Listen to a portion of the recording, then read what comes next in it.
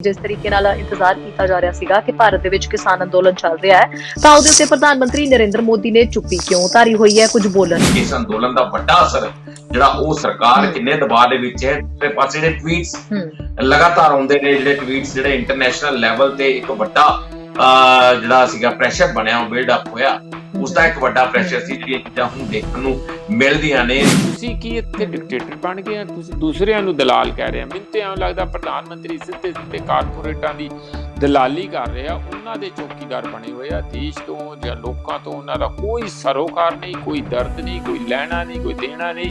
ਜਦੋਂ ਉਹਨਾਂ ਨੇ ਰਾਜ ਸਭਾ ਦੇ ਵਿੱਚ ਆਪਣਾ ਭਾਸ਼ਣ ਦਿੱਤਾ ਤੇ ਅੱਜ ਉਹਨਾਂ ਨੂੰ ਮਨਮੋਹਨ ਸਿੰਘ ਵੀ ਯਾਦ ਆ ਗਏ, ਲਾਲ ਬਹਾਦੁਰ ਸ਼ਾਸਤਰੀ ਦਾ ਜ਼ਿਕਰ ਕਰਦੇ ਨਜ਼ਰ ਆਏ ਔਰ ਚੌਧਰੀ ਚਰਨ ਸਿੰਘ ਦਾ ਜ਼ਿਕਰ ਵੀ ਉਹਨਾਂ ਨੇ ਕੀਤਾ। ਬਹੁਤ ਸਾਰੀਆਂ एग्जाम्पल्स ਅੱਜ ਮੋਦੀ ਸਾਹਿਬ ਲੈ ਕੇ ਆਏ ਸਨ। ਇਹ 2.5 ਮਹੀਨੇ ਤੋਂ ਉੱਪਰ ਟਾਈਮ ਹੋ ਗਿਆ, ਲੱਖਾਂ ਦੀ ਗਿਣਤੀ 'ਚ ਕਿਸਾਨ ਜਿਸ ਹਾਲਤ 'ਚ ਉੱਥੇ ਬੈਠੇ ਆ ਉਹ ਤੇ ਸਾਰਿਆਂ ਨੂੰ ਦਿਖਦਾ। ਜੇ ਇਹ ਪ੍ਰਧਾਨ ਮੰਤਰੀ ਲੋਕਪ੍ਰਿਯ ਪ੍ਰਧਾਨ ਮੰਤਰੀ ਹੈਗੇ ਆ, ਲੋਕਾਂ ਦੇ ਪਿਆਰੇ ਸਤਿਕਾਰੇ ਪ੍ਰਧਾਨ ਮੰਤਰੀ ਹੈਗੇ ਆ ਜਿਵੇਂ ਉਹ ਆਪਣੇ ਆਪ ਨੂੰ ਸਮਝਦੇ ਆ, ਤਾਂ ਘੱਟੋ ਘੱਟ ਉਹਨਾਂ ਦੇ ਦਿਲ 'ਚ ਕੁਛ ਤੇ ਦਰਦ ਇਹਨਾਂ ਕਿਸਾਨਾਂ ਲਈ ਹੋਣਾ ਚਾਹੀਦਾ। ਡਾਕਟਰ ਮਨਮੋਹਨ ਸਿੰਘ ਨੇ ਕਦੋਂ ਇਹ ਗੱਲਾਂ ਕੀਤੀਆਂ, ਕਿੱਥੇ ਕੀਤੀਆਂ ਔਰ ਕਦੋਂ ਉਹਨਾਂ ਨੇ ਇਹ ਐਮਐਸਪੀ ਬਾਰੇ ਗੱਲਾਂ ਕੀਤੀਆਂ ਜਾਂ तमाम ਚੀਜ਼ਾਂ ਜਿਹੜੇ ਜਿਨ੍ਹਾਂ ਚੀਜ਼ਾਂ ਦਾ ਅੱਜ ਵਿਰੋਧ ਕੀਤਾ ਜਾ ਰਿਹਾ ਹੈ ਉਹ ਗੱਲਾਂ ਕਿੱਥੇ ਕੀਤੀਆਂ? ਉਹ ਤੇ ਗੱਲਾਂ ਆਈਆਂ ਨਹੀਂ ਕਿਤੇ ਵੀ। ਕਿਆ ਪ੍ਰਧਾਨ ਮੰਤਰੀ ਹੈਗੇ ਆ, ਇਹ ਪ੍ਰਧਾਨ ਮੰਤਰੀ ਦੀ ਭਾਸ਼ਾ ਹੁੰਦੀ ਆ, ਇਹ ਪ੍ਰਧਾਨ ਮੰਤਰੀ ਦੇ ਤੌਰ ਤਰੀਕੇ ਹੈਗੇ ਆ ਇਸ ਤਰੀਕੇ ਨਾਲ ਲੋਕਾਂ ਦੇ ਮਜ਼ਾਕ ਉਡਾਉਣ ਦੇ। ਇੱਕ ਤਰ੍ਹਾਂ ਸਰਕਾਰ ਅੜੀ ਹੋਈ ਹੈ ਔਰ ਹਜੇ ਟਸ ਤੋਂ ਮਸ ਹੋਣ ਵਾਲੀ ਕੋਈ ਗੱਲ ਨਹੀਂ ਹੈ। ਅਜੇ ਉਹਨਾਂ ਦਾ ਇੱਕੋ ਹੀ ਹੈ ਕਿ ਇਹ ਕਾਨੂੰਨ ਵਾਪਸ ਨਹੀਂ ਹੋਣਗੇ। ਇੱਕ ਸਿੱਧਾ ਸੰਦੇਸ਼ ਇੱਕ ਵਾਰੀ ਫੇਰ ਦਿੱਤਾ ਕਿਉਂਕਿ ਗੱਲਾਂ ਤਾਂ ਸਾਰੀਆਂ ਪੁਰਾਣੀਆਂ ਹੀ ਨੇ। ਜਿਹੜੀਆਂ ਪੱਛਮ ਤੋਂ ਜਾਂ ਬਾਹਰੋਂ ਆਉਂਦੀਆਂ ਕੋਈ ਵਿਚਾਰਧਾਰਾਵਾਂ ਸਾਡੇ ਦੇਸ਼ ਨੂੰ ਖਰਾਬ ਕਰ ਰਹੀਆਂ, ਹਿੰਦੂ ਰਾਸ਼ਟਰ ਨੂੰ ਖਰਾਬ ਕਰ ਰਹੀਆਂ, ਇੱਥੋਂ ਦੀ ਜਿਹੜੀ ਵੈਦਿਕ ਸਾਡੀ ਟ੍ਰੈਡੀਸ਼ਨ ਆ ਉਹਦੇ ਵਿੱਚ ਜ਼ਹਿਰ ਘੋਲ ਰਹੀਆਂ ਹੋਣ ਜਿਵੇਂ, ਤੇ ਇਹੀ ਜਿਹੜੀਆਂ ਵਿਚਾਰਧਾਰਾਵਾਂ ਆ ਇੱਥੇ ਸਾਨੂੰ ਸੁੱਖ ਦਾ ਸਾਹ ਨਹੀਂ ਲੈਣ ਦਿੰਦੀਆਂ। ਇਹ ਡਿਸਰਪਟਿਵ ਹੈਗੀਆਂ, ਇਹ ਦੇਸ਼ ਲਈ ਘਾਤਕ ਹੈਗੀਆਂ। ਸਤਿ ਸ਼੍ਰੀ ਅਕਾਲ ਜੀ ਐਂਡ ਗੁੱਡ ਮਾਰਨਿੰਗ ਟੂ ਆਲ।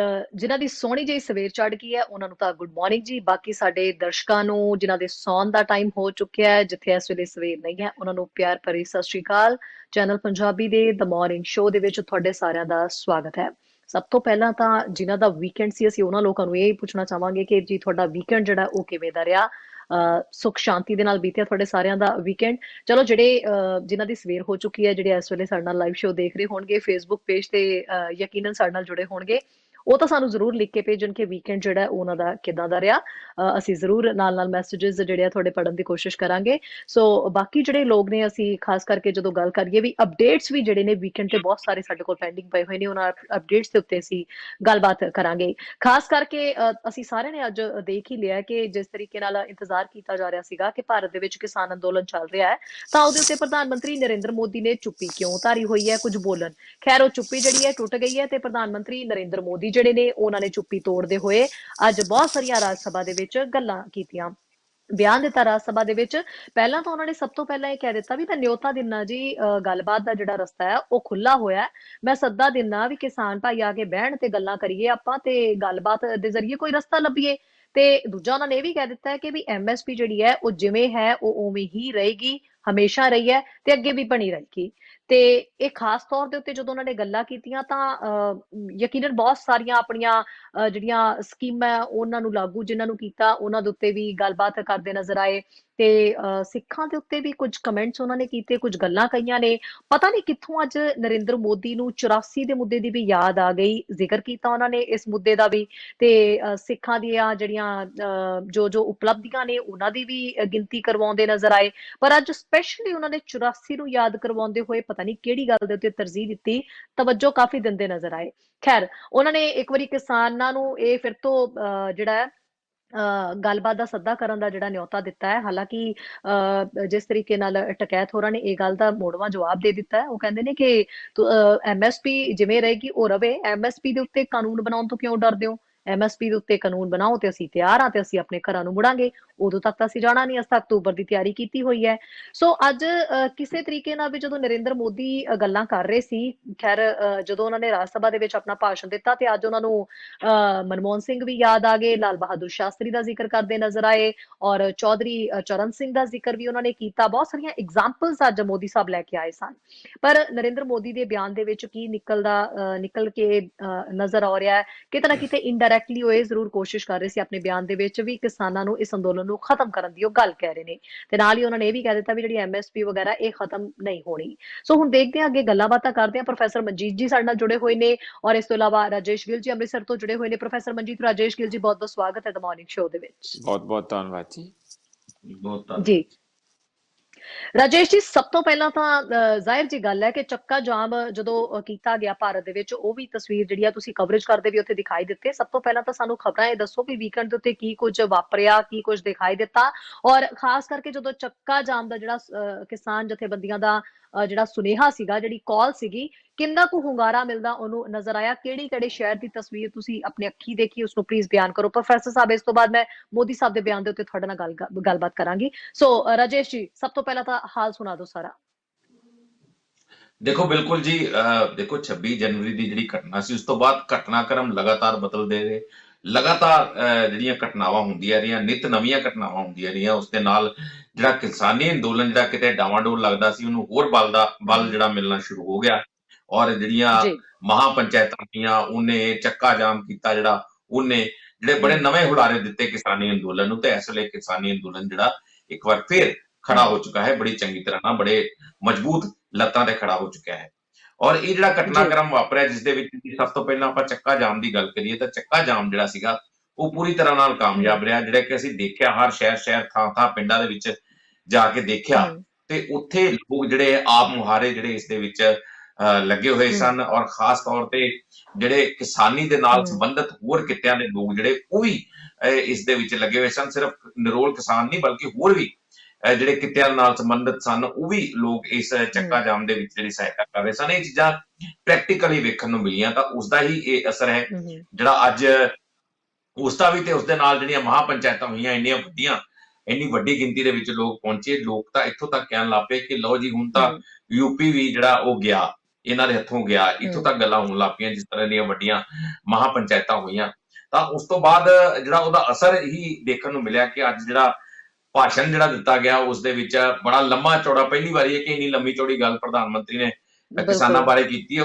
ਕੀ ਲੱਭੋ ਲਵਾਬ ਨੇ ਉਹਦੇ ਬਾਰੇ ਤੇ ਖੈਰ ਅੱਗੇ ਗੱਲਬਾਤ ਹੋਏਗੀ, ਪਰ ਇੰਨੀ ਲੰਬੀ ਚੌੜੀ ਗੱਲਬਾਤ ਕਰਨੀ ਪਈ। ਉਹ ਇਹਨਾਂ ਚੀਜ਼ਾਂ ਦਾ ਅਸਰ ਹੀ ਹੈ ਕਿ ਇਸ ਅੰਦੋਲਨ ਦਾ ਵੱਡਾ ਅਸਰ ਜਿਹੜਾ ਉਹ ਸਰਕਾਰ ਕਿੰਨੇ ਦਬਾਅ ਦੇ ਵਿੱਚ ਹੈ। ਦੂਸਰੇ ਪਾਸੇ ਜਿਹੜੇ ਟਵੀਟਸ ਲਗਾਤਾਰ ਆਉਂਦੇ ਨੇ, ਜਿਹੜੇ ਇੰਟਰਨੈਸ਼ਨਲ ਲੈਵਲ ਤੇ ਇੱਕ ਵੱਡਾ ਜਿਹੜਾ ਸੀਗਾ ਪ੍ਰੈਸ਼ਰ ਬਣਿਆ, ਉਹ ਬਿਲਡ ਅਪ ਹੋਇਆ, ਉਸਦਾ ਇੱਕ ਵੱਡਾ ਪ੍ਰੈਸ਼ਰ ਸੀ। ਜਿਹੜੀਆਂ ਚੀਜ਼ਾਂ ਹੁਣ ਦੇਖਣ ਨੂੰ ਮਿਲਦੀਆਂ ਨੇ, ਜਿਹੜੀ ਕੁੱਕਰ ਦੀ ਸੀਟੀ ਜਿਹੜੀ ਆ ਉਹ ਵਾਰ-ਵਾਰ ਹੁਣ ਵੱਜਣੀ ਸ਼ੁਰੂ ਹੋ ਗਈ ਹੈ। ਔਰ ਛੇਤੀ ਲੱਗਦਾ ਹੈ ਕਿ ਇਹ ਪ੍ਰੈਸ਼ਰ ਇੰਨਾ ਬਿਲਡ ਅਪ ਹੋ ਗਿਆ, ਹੁਣ ਗੱਲਬਾਤ ਵੀ ਲੱਗਦਾ ਹੈ ਕਿ ਜਿਹੜਾ ਇੱਕ ਡੈਡਲੌਕ ਬਣਿਆ ਸੀ ਉਹ ਛੇਤੀ ਖਤਮ ਹੋਣ ਵਾਲਾ ਹੈ। ਤੇ ਹੁਣ ਜਿਹੜੀ ਗੱਲਬਾਤ ਸ਼ੁਰੂ ਹੋ ਜਾਏਗੀ। ਲੱਭੋ ਲਬਾਬ ਕੋਲ ਇਹ ਹੈ ਕਿ ਪ੍ਰੈਸ਼ਰ ਇਸ ਵੇਲੇ ਬਹੁਤ ਹੈ ਗਵਰਨਮੈਂਟ ਦੇ ਉੱਤੇ। ਔਰ ਜਿਹੜਾ ਪਹਿਲੋਂ ਕਿਤੇ ਇੱਕ ਟਾਈਮ ਤੇ ਲੱਗਦਾ ਸੀਗਾ ਕਿ ਪ੍ਰੈਸ਼ਰ ਜਿਹੜਾ ਹਟ ਗਿਆ ਹੈ ਔਰ ਬੈਕਫੁੱਟ ਤੇ ਆ ਗਏ ਨੇ ਕਿਸਾਨ, ਉਹ ਇੱਕ ਵਾਰੀ ਫਿਰ ਹੁਣ ਕਿਸਾਨ ਜਿਹੜੇ ਨੇ ਫਰੰਟ ਫੁੱਟ ਤੇ ਖੇਡ ਰਹੇ ਨੇ। ਉਹ ਸਾਰੀਆਂ ਸਰਕਾਰ ਨੇ ਆਪ ਗਲਤੀਆਂ ਕੀਤੀਆਂ ਨੇ, ਵੱਡੀਆਂ ਗਲਤੀਆਂ ਕੀਤੀਆਂ ਨੇ। ਜਿਸ ਢੰਗ ਨਾਲ ਬੈਰੀਕੇਡਿੰਗ ਕੀਤੀ, ਜਿਸ ਢੰਗ ਨਾਲ ਜਿਹੜੀ ਕਿੱਲਾਂ ਦੀ ਸੇਜ ਵਿਛਾਈ ਜਿਹੜੀ ਕਿਸਾਨਾਂ ਵਾਸਤੇ, ਜਾਂ ਹੋਰ ਤਮਾਮ ਚੀਜ਼ਾਂ ਜਿਹੜੀਆਂ ਜਿਹੜਾ ਮਨੁੱਖੀ ਅਧਿਕਾਰਾਂ ਦਾ ਘਾਣ ਕਰਨ ਵਾਲੀਆਂ ਜਿਹੜੀਆਂ ਚੀਜ਼ਾਂ ਜਿਹੜੀਆਂ ਇੰਟਰਨੈਸ਼ਨਲ ਮੀਡੀਆ ਦੇ ਵਿੱਚ ਗਈਆਂ, ਔਰ ਉਸਦੇ ਟਵੀਟਸ ਜਿਹੜੇ ਇੰਟਰਨੈਸ਼ਨਲ ਲੈਵਲ ਤੇ ਸਾਹਮਣੇ ਆਏ, ਇੰਟਰਨੈਸ਼ਨਲ ਹਸਤੀਆਂ, ਵੱਡੀਆਂ ਹਸਤੀਆਂ ਜਦੋਂ ਸਾਹਮਣੇ ਆਈਆਂ, ਤਾਂ ਉਸ ਤੋਂ ਬਾਅਦ ਇਹ ਜਿਹੜਾ ਨਕਸ਼ਾ ਇਹ ਹੁਣ ਬਦਲਦਾ ਨਜ਼ਰ ਆ ਰਿਹਾ ਹੈ। ਜੀ ਬਿਲਕੁਲ। ਪ੍ਰੋਫੈਸਰ ਸਾਹਿਬ, ਮੈਂ ਤੁਹਾਡੇ ਤੋਂ ਸਵਾਲ ਪੁੱਛਾਂਗੀ, ਉਸ ਤੋਂ ਪਹਿਲਾਂ ਮੈਂ ਦੱਸਦਾ ਹਰਦੇਵ ਸਿੰਘ ਜੌਲ ਜੀ ਦਾ ਤਾਂ ਮੈਸੇਜ ਆ ਗਿਆ। ਸਾਡੇ ਨਾਲ ਹਮੇਸ਼ਾ ਇਹ ਜੁੜਦੇ ਨੇ, ਕਹਿੰਦੇ ਨੇ ਕਿ ਸਾਡਾ ਵੀਕਐਂਡ ਜਿਹੜਾ ਬਹੁਤ ਵਧੀਆ ਨਿਕਲਿਆ। ਹਰਦੇਵ ਸਿੰਘ ਜੌਲ ਜੀ, ਮੈਂ ਕਹਾਂਗੀ ਜੀ ਮੁੱਦੇ ਦੀ ਵੀ ਜ਼ਰੂਰ ਗੱਲ ਰੱਖਿਓ। ਜੇ ਤੁਸੀਂ ਟੌਪਿਕ ਨੂੰ ਸੁਣ ਰਹੇ ਹੋ, ਪ੍ਰਧਾਨ ਮੰਤਰੀ ਨਰਿੰਦਰ ਮੋਦੀ ਜੀ ਅੱਜ ਬੋਲੇ ਨੇ, ਤਾਂ ਪਲੀਜ਼ ਤੁਹਾਡੀ ਆਪਣੀ ਕੀ ਰਾਏ ਹੈ ਉਹ ਜ਼ਰੂਰ ਰੱਖਿਆ ਕਰੋ, ਲਿਖ ਕੇ ਜ਼ਰੂਰ ਭੇਜਿਆ ਕਰੋ। ਪ੍ਰੋਫੈਸਰ ਸਾਹਿਬ, ਜਿਸ ਤਰੀਕੇ ਨਾਲ ਰਾਜੇਸ਼ ਜੀ ਨੇ ਦੱਸਿਆ ਵੀ ਡੈਡਲੌਕ ਜਿਹੜਾ ਹੈ, ਚਲੋ ਫਿਰ ਤੋਂ ਪ੍ਰਧਾਨ ਮੰਤਰੀ ਮੋਦੀ ਨੇ ਅੱਜ ਖੋਲ ਦਿੱਤਾ ਹੈ, ਕਿਤੇ ਨਾ ਕਿਤੇ ਚਲੋ ਗੱਲਬਾਤ ਦਾ ਸੱਦਾ ਤਾਂ ਦਿੱਤਾ ਹੈ। ਤੁਹਾਨੂੰ ਲੱਗਦਾ ਕਿ ਗੱਲਬਾਤ ਦਾ ਜਿਹੜਾ ਸੱਦਾ ਹੈ ਇਹ ਵਾਕਈ ਹੀ ਕਿਸੇ ਰਸਤੇ ਦੇ ਉੱਤੇ ਪੈ ਰਿਹਾ ਹੈ, ਜਾਂ ਪ੍ਰਧਾਨ ਮੰਤਰੀ ਨਰਿੰਦਰ ਮੋਦੀ ਜੀ ਅੱਜ ਰਾਜ ਸਭਾ ਦੇ ਵਿੱਚ ਬੋਲੇ ਨੇ ਤਾਂ ਉਹ ਚਾਹੁੰਦੇ ਨੇ ਕਿ ਵੀ ਇਸ ਮਸਲੇ ਨੂੰ ਹੱਲ ਕੀਤਾ ਜਾਏ, ਜਾਂ ਫਿਰ ਕੀ ਕਹੋਗੇ? ਕਿਉਂਕਿ ਜਿੰਨੇ ਵੀ ਹੁਣ ਤੱਕ ਸਿਆਸੀ ਪਾਰਟੀਆਂ ਦੇ ਜਿਹੜੇ ਅਸੀਂ ਬਿਆਨ ਸੁਣ ਰਹੇ ਹਾਂ, ਉਹ ਤਾਂ ਇਹੀ ਆ ਰਹੇ ਨੇ ਵੀ ਇਹ ਸਿਰਫ ਇੱਕ ਸਿਆਸਤ ਕਰਨ ਦੀ ਕੋਸ਼ਿਸ਼ ਕੀਤੀ ਹੈ ਨਰਿੰਦਰ ਮੋਦੀ ਨੇ। ਤੁਹਾਡਾ ਤਾਂ ਨਜ਼ਰੀਆ ਕੀ ਕਹਿ ਰਿਹਾ ਪ੍ਰੋਫੈਸਰ ਸਾਹਿਬ? ਇੱਕ ਲੰਮਾ ਚੌੜਾ ਭਾਸ਼ਣ 1 ਘੰਟਾ 16 ਮਿੰਟ ਦਾ ਰਾਜ ਸਭਾ 'ਚ ਦਿੱਤਾ ਗਿਆ, ਜਿਹੜਾ ਮੈਂ 2 ਵਾਰ ਸੁਣਿਆ ਚੰਗੇ ਤਰੀਕੇ ਨਾਲ, ਤਾਂ ਕਿ ਪ੍ਰਧਾਨ ਮੰਤਰੀ ਦਾ ਭਾਸ਼ਣ ਆ ਔਰ ਕਿਸਾਨਾਂ ਬਾਰੇ ਪਹਿਲੀ ਵਾਰੀ ਭਾਸ਼ਣ ਆ, ਕੋਈ ਨਾ ਕੋਈ ਬਿਆਨ ਹੈਗਾ, ਤੇ ਸੁਣ ਕੇ ਥੋੜਾ ਅਸੀਂ ਵੀ ਉਹਦਾ ਆਨੰਦ ਮਾਣੀਏ, ਪਰ ਆਨੰਦ ਨਹੀਂ ਆਇਆ। ਸ਼ਹਿਰੀ ਬੜੀ ਹੈਰਾਨੀ ਦੀ ਗੱਲ ਆ ਕਿ ਇਹ 2.5 ਮਹੀਨੇ ਤੋਂ ਉੱਪਰ ਟਾਈਮ ਹੋ ਗਿਆ, ਲੱਖਾਂ ਦੀ ਗਿਣਤੀ 'ਚ ਕਿਸਾਨ ਜਿਸ ਹਾਲਤ 'ਚ ਉੱਥੇ ਬੈਠੇ ਆ, ਉਹ ਤੇ ਸਾਰਿਆਂ ਨੂੰ ਦਿਖਦਾ। ਜੇ ਇਹ ਪ੍ਰਧਾਨ ਮੰਤਰੀ ਲੋਕਪ੍ਰਿਯ ਪ੍ਰਧਾਨ ਮੰਤਰੀ ਹੈਗੇ ਆ, ਲੋਕਾਂ ਦੇ ਪਿਆਰੇ ਸਤਿਕਾਰੇ ਪ੍ਰਧਾਨ ਮੰਤਰੀ ਹੈਗੇ ਆ, ਜਿਵੇਂ ਉਹ ਆਪਣੇ ਆਪ ਨੂੰ ਸਮਝਦੇ ਆ, ਤਾਂ ਘੱਟੋ ਘੱਟ ਉਹਨਾਂ ਦੇ ਦਿਲ 'ਚ ਕੁਛ ਤੇ ਦਰਦ ਇਹਨਾਂ ਕਿਸਾਨਾਂ ਲਈ ਹੋਣਾ ਚਾਹੀਦਾ ਸੀ। 200 ਤੋਂ ਵੱਧ ਕਿਸਾਨ ਉੱਥੇ ਸ਼ਹੀਦ ਹੋ ਗਏ ਆ, ਕੋਈ ਸੁਸਾਈਡ ਕਰ ਰਹੇ ਆ, ਜਾਨੀ ਟਿਕਰੀ ਤੇ ਜਾਂ ਦੂਸਰੇ ਬਾਰਡਰਾਂ ਦੇ ਉੱਤੇ ਹੁਣ ਤੱਕ 6-7 ਸੁਸਾਈਡ ਹੋ ਚੁੱਕੇ ਆ। ਹੁਣ ਰੀਸੈਂਟਲੀ ਕੱਲ ਫਿਰ ਸੁਸਾਈਡ ਹੋਇਆ ਇੱਕ। ਇਹ ਜਿਹੜੇ ਸੁਸਾਈਡ ਹੋ ਰਹੇ ਜਾਂ ਹੋਰ ਵੀ ਲੋਕ ਕੋਈ ਦਿਲ ਦਾ ਦੌਰਾ ਪੈ ਕੇ ਜਾਂ ਕਿੱਦਾਂ ਸ਼ਹੀਦ ਹੋ ਰਹੇ ਆ, ਉਹਨਾਂ ਬਾਰੇ ਘੱਟੋ ਘੱਟ ਇਹ ਸਾਡੀ ਅਸੈਂਬਲੀ ਆ, ਇਹ ਲੋਕਤੰਤਰ ਆ, ਪ੍ਰਧਾਨ ਮੰਤਰੀ ਦੇ ਮੂੰਹ ਚੋਂ ਇੱਕ ਲਫ਼ਜ਼ ਤੱਕ ਨਹੀਂ ਨਿਕਲਿਆ। ਜੇ ਕਿਤੇ ਤੁਸੀਂ ਜਿਹੜੇ ਆਪਣੇ ਰਿਲਾਇੰਸ ਵਾਲੇ ਅੰਬਾਨੀ ਹੈ, ਉਹਨਾਂ ਦੇ ਘਰ ਕੋਈ ਪੋਤਾ ਜੰਮਦਾ ਤੇ ਭੱਜ ਕੇ ਵਧਾਈ ਦੇਣ ਜਾਂਦੇ ਆ। ਜੇ ਕੋਈ ਐਡੀ ਵੱਡੀ ਇੱਥੇ ਟ੍ਰੈਜਡੀ ਹੋ ਰਹੀ ਹੈ, ਸਾਰੇ ਕਿਸਾਨ ਬੈਠੇ ਆ, ਤੁਸੀਂ ਕੋਈ ਤੇ ਹਾ ਦਾ ਨਾਰਾ ਮਾਰੋ। ਤੁਸੀਂ ਕੀ ਇੱਥੇ ਡਿਕਟੇਟਰ ਬਣ ਗਏ ਆ? ਤੁਸੀਂ ਦੂਸਰਿਆਂ ਨੂੰ ਦਲਾਲ ਕਹਿ ਰਹੇ ਆ। ਮੈਨੂੰ ਤੇ ਐਂ ਲੱਗਦਾ ਪ੍ਰਧਾਨ ਮੰਤਰੀ ਸਿੱਧੇ ਸਿੱਧੇ ਕਾਰਪੋਰੇਟਾਂ ਦੀ ਦਲਾਲੀ ਕਰ ਰਹੇ ਆ, ਉਹਨਾਂ ਦੇ ਚੌਕੀਦਾਰ ਬਣੇ ਹੋਏ ਆ। ਦੇਸ਼ ਤੋਂ ਜਾਂ ਲੋਕਾਂ ਤੋਂ ਉਹਨਾਂ ਦਾ ਕੋਈ ਸਰੋਕਾਰ ਨਹੀਂ, ਕੋਈ ਦਰਦ ਨਹੀਂ, ਕੋਈ ਲੈਣਾ ਨਹੀਂ, ਕੋਈ ਦੇਣਾ ਨਹੀਂ। ਇਹ ਡੈਮੋਕ੍ਰੇਸੀ ਇੱਕ ਸ਼ੈਮ ਜਿਹੀ ਡੈਮੋਕ੍ਰੇਸੀ ਸਾਨੂੰ ਲੱਗਦੀ ਹੈ। ਜੇ ਸੱਚੀ ਮੁੱਚੀ ਡੈਮੋਕ੍ਰੇਸੀ, ਜੋ ਡੈਮੋਕ੍ਰੇਸੀ ਦੀਆਂ ਕਦਰਾਂ ਕੀਮਤਾਂ ਹੁੰਦੀਆਂ, ਤੇ ਪ੍ਰਧਾਨ ਮੰਤਰੀ ਇਸ ਕਿਸਮ ਦਾ ਭਾਸ਼ਣ ਨਹੀਂ ਤਿਆਰ ਕਰਦੇ। ਉਹਨਾਂ ਨੇ ਨਵੀਆਂ ਗੱਲਾਂ ਸ਼ੋਸ਼ੇ ਵੀ ਮਾਰੇ ਹੈਗੇ, ਉਹ ਬੜੇ ਸਾਫ਼ ਹੈਗੇ। ਇੱਕ ਤੇ ਉਹਨਾਂ ਨੇ ਕਿਹਾ ਕਿ ਮਜ਼ਾਕ ਉਡਾਇਆ ਇਹਨਾਂ ਕਿਸਾਨਾਂ ਦਾ, ਇੱਥੇ ਜਿਹੜੇ ਐਜੀਟੇਟ ਕਰ ਰਹੇ ਆ, ਇਹਨੇ ਸੰਘਰਸ਼ ਕਰ ਰਿਹਾ, ਉਹਨਾਂ ਦਾ ਬੜੀ ਮਜ਼ਾਕਿਆ ਭਾਸ਼ਣ ਦੇ ਵਿੱਚ ਉਹ ਸਾਰੀ ਮੂਵਮੈਂਟ ਦਾ ਮਜ਼ਾਕ ਉਡਾਇਆ। ਕਹਿੰਦੇ ਜੀ ਇੱਥੇ ਕੁਝ ਬੰਦੇ ਇਹੋ ਜਿਹੇ ਆ ਜਿਨ੍ਹਾਂ ਦਾ ਕੁਝ ਲੈਣਾ ਦੇਣਾ ਨਹੀਂ, ਉਹ ਜੇ ਸਟੂਡੈਂਟਸ ਦੀ ਐਜੀਟੇਸ਼ਨ ਹੋਵੇ ਉੱਥੇ ਵੀ ਚਲੇ ਜਾਂਦੇ ਆ, ਜੇ ਕਿਸਾਨਾਂ ਦੀ ਹੋਵੇ ਉੱਥੇ ਵੀ ਚਲੇ ਜਾਂਦੇ ਆ। ਤੇ ਕਹਿੰਦੇ ਅਸੀਂ ਬੁੱਧੀਜੀਵੀ ਸੁਣਿਆ ਸੀਗਾ, ਹੋਰ ਜਿਹੜੇ ਸ਼ਰਮਜੀਵੀ ਸੁਣਿਆ, ਲੋਕਾਂ ਦੇ ਸ਼ਬਦ ਸੁਣੇ ਆ, ਤੁਸੀਂ ਕਦੀ ਅੰਦੋਲਨਜੀਵੀ ਨਹੀਂ ਸੁਣੇ। ਇਹ ਇੱਕ ਨਵਾਂ ਸ਼ਬਦ ਦਿੱਤਾ, ਮਜ਼ਾਕ ਉਡਾਇਆ। ਇੱਥੇ ਕੁਝ ਬੰਦੇ ਆ ਜਿਹੜੇ ਸਭ ਜਗ੍ਹਾ ਉੱਥੇ ਹੁੰਦੇ ਆ, ਜਾਣੀ ਉਹ ਸਾਨੂੰ ਜਿਹੜਾ ਸਾਡਾ ਗੈਸਿਆ ਕਿ ਉਹ ਜੋਗਿੰਦਰ ਯਾਦਵ ਤੇ ਵੀ ਇਸ ਗੱਲ ਨੂੰ ਲਾ ਰਹੇ ਸੀ, ਮੇਧਾ ਪਾਟਕਰ ਤੇ ਵੀ ਲਾ ਰਹੇ ਸੀ, ਹੋਰ ਬਹੁਤ ਸਾਰੇ ਲੋਕ ਜਿਹੜੇ ਕਿਸਾਨ ਅੰਦੋਲਨ ਚ ਕੁੱਦੇ ਹੋਏ ਆ, ਔਰ ਉੱਥੇ ਜਾ ਕੇ ਆਪਣਾ ਜੋ ਵੀ, ਭਾਵੇਂ ਉਹ ਵਕੀਲ ਹੈਗੇ, ਇੱਥੇ ਟੀਚਰ ਹੈਗੇ, ਸਟੂਡੈਂਟ ਹੈਗੇ, ਬਹੁਤ ਸਾਰੇ ਲੋਕ ਜਿਹੜੇ ਜਨ ਅੰਦੋਲਨ ਹੈਗਾ, ਉਹਨਾਂ ਸਾਰਿਆਂ ਨੂੰ ਹੀ ਅੰਦੋਲਨ ਜੀਵੀ ਬਣਾ ਕੇ ਮਜ਼ਾਕ ਉਡਾਇਆ। ਫਿਰ ਉਹ ਕਹਿੰਦੇ ਅੰਦੋਲਨ ਜੀਵੀ ਪਰਜੀਵੀ ਹੈ। ਪਰਜੀਵੀ ਦਾ ਮਤਲਬ ਹੁੰਦਾ ਜਿਹੜੇ ਮਾਈਕਰੋ, ਜਾਣੀ ਹਾਂ ਇਹ ਬਿਮਾਰੀ ਹੈ, ਇਹਦੇ ਤੋਂ ਬਚੋ। ਜਿਹੜੇ ਇਹ ਸਾਰੇ ਆ ਪੈਥੋਲੋਜੀ ਹੈਗੀ। ਕਿਆ ਪ੍ਰਧਾਨ ਮੰਤਰੀ ਹੈਗੇ ਆ? ਇਹ ਪ੍ਰਧਾਨ ਮੰਤਰੀ ਦੀ ਭਾਸ਼ਾ ਹੁੰਦੀ ਆ, ਇਹ ਪ੍ਰਧਾਨ ਮੰਤਰੀ ਦੇ ਤੌਰ ਤਰੀਕੇ ਹੈਗੇ ਆ ਇਸ ਤਰੀਕੇ ਨਾਲ ਲੋਕਾਂ ਦੇ ਮਜ਼ਾਕ ਉਡਾਉਣ ਦੇ। ਫਿਰ ਹੋਰ ਗੱਲ ਕੀਤੀ ਉਹਨਾਂ ਨੇ, ਮੈਂ ਲਾਸਟ ਗੱਲ ਕਵਾਂ ਫਿਰ ਤੁਹਾਡਾ ਸਵਾਲ ਲੈਂਦੇ ਆ। ਕਹਿੰਦੇ ਜੀ ਜਿਹੜੇ ਲੋਕ ਵਿਰੋਧਤਾ ਕਰ ਰਹੇ ਆ ਅੱਜ ਇਹ ਸਾਰੇ ਮੇਰੇ 3 ਕਾਨੂੰਨਾਂ ਦੀ, ਜਾਂ ਜਿਹੜਾ ਬਾਕੀ ਹੋਰ ਮੰਗਾਂ ਕਰ ਰਹੇ ਆ, ਇਹ ਬਿਲਕੁਲ ਨਜਾਇਜ਼ ਆ। ਇਹਨਾਂ ਲੋਕਾਂ ਨੂੰ ਅਕਲ ਨਹੀਂ ਹੈ। ਮੈਨੂੰ ਤੁਸੀਂ ਚਾਂਸ ਤੇ ਦਿਓ, 2 ਸਾਲ ਇਹਨਾਂ ਨੂੰ ਲਾਗੂ ਹੋ ਕੇ, ਜੇ ਤੁਹਾਡੇ ਮੂੰਹ 'ਚ ਸਾਰਾ ਐਡੇ ਵੱਡੇ ਅੰਬ ਤੇ ਹੋਰ ਲੂਚੇ ਨਹੀਂ ਪੈਣਗੇ, ਫਲ ਮਤਲਬ ਇਹਦੇ ਜਿਹੜੇ ਕਾਨੂੰਨਾਂ ਦੇ ਫਲ ਜਿਹੜੇ ਆ, ਜੇ ਨਹੀਂ ਤੁਹਾਡੇ ਮੂੰਹ 'ਚ ਪੈਣਗੇ, ਫਿਰ ਮੈਨੂੰ ਕਿਉਂ ਤੁਸੀਂ ਪਹਿਲਾਂ ਹੀ ਚੀਕ ਚਹਾੜਾ ਪਾ ਕੇ ਬਹਿ ਗਏ ਆ, ਕਾਨੂੰਨ ਮਾੜੇ, ਜ਼ਮੀਨਾਂ ਚਲੇ ਜਾਣਗੀਆਂ, ਜ਼ਮੀਨਾਂ ਲੁੱਟ ਲੈਣਗੀਆਂ, ਇਹ ਹੋਣਗੀਆਂ। ਬਿਲਕੁਲ ਕਹਿੰਦਾ ਤੁਸੀਂ ਇਹ ਲੋਕਾਂ ਨੂੰ ਭਰਮਾ ਰਹੇ ਆ, ਲੋਕਾਂ ਨੂੰ ਭੜਕਾ ਰਹੇ ਆ, ਲੋਕਾਂ ਨੂੰ ਬੇਵਕੂਫ ਬਣਾ ਰਹੇ ਆ।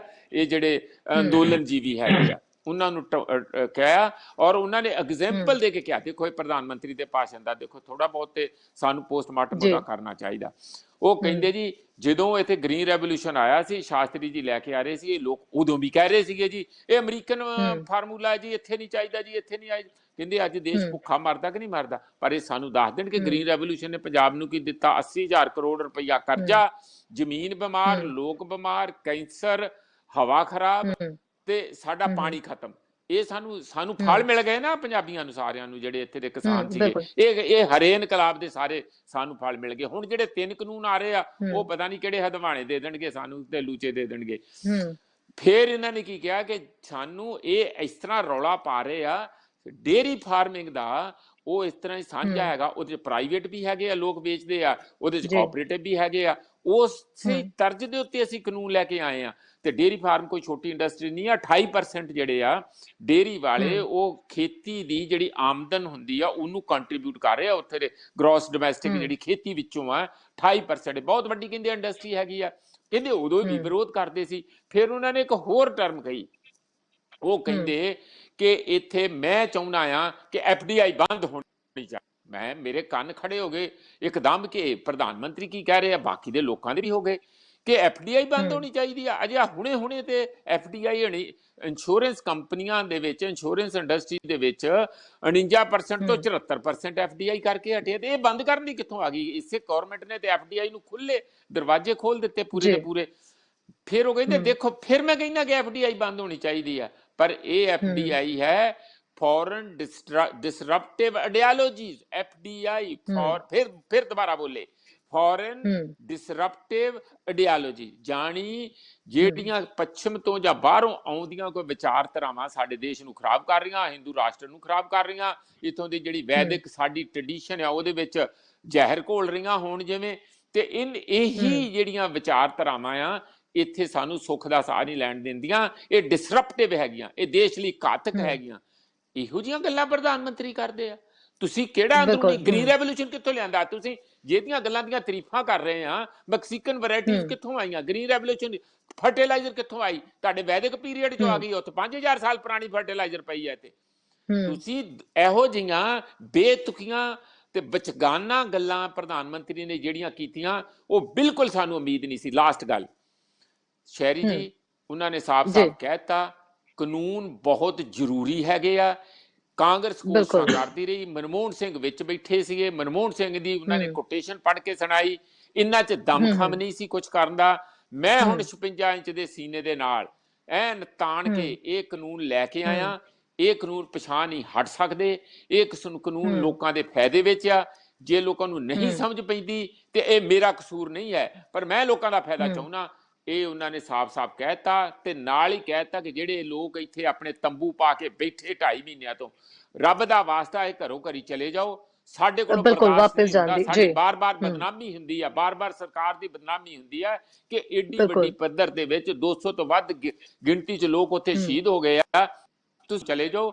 ਜਾਣੀ ਇੰਪਲੀਸਿਟਲੀ ਮੈਸੇਜ ਇਹ ਸੀ ਕਿ ਤੁਹਾਡਾ ਇੰਟਰਨੈਟ ਨਹੀਂ ਤੇ ਬੰਦ ਹੋਊਗਾ, ਹੋਰ ਸਾਰੀਆਂ ਚੀਜ਼ਾਂ ਤੁਹਾਡੀਆਂ ਬੰਦ ਹੋਣਗੀਆਂ।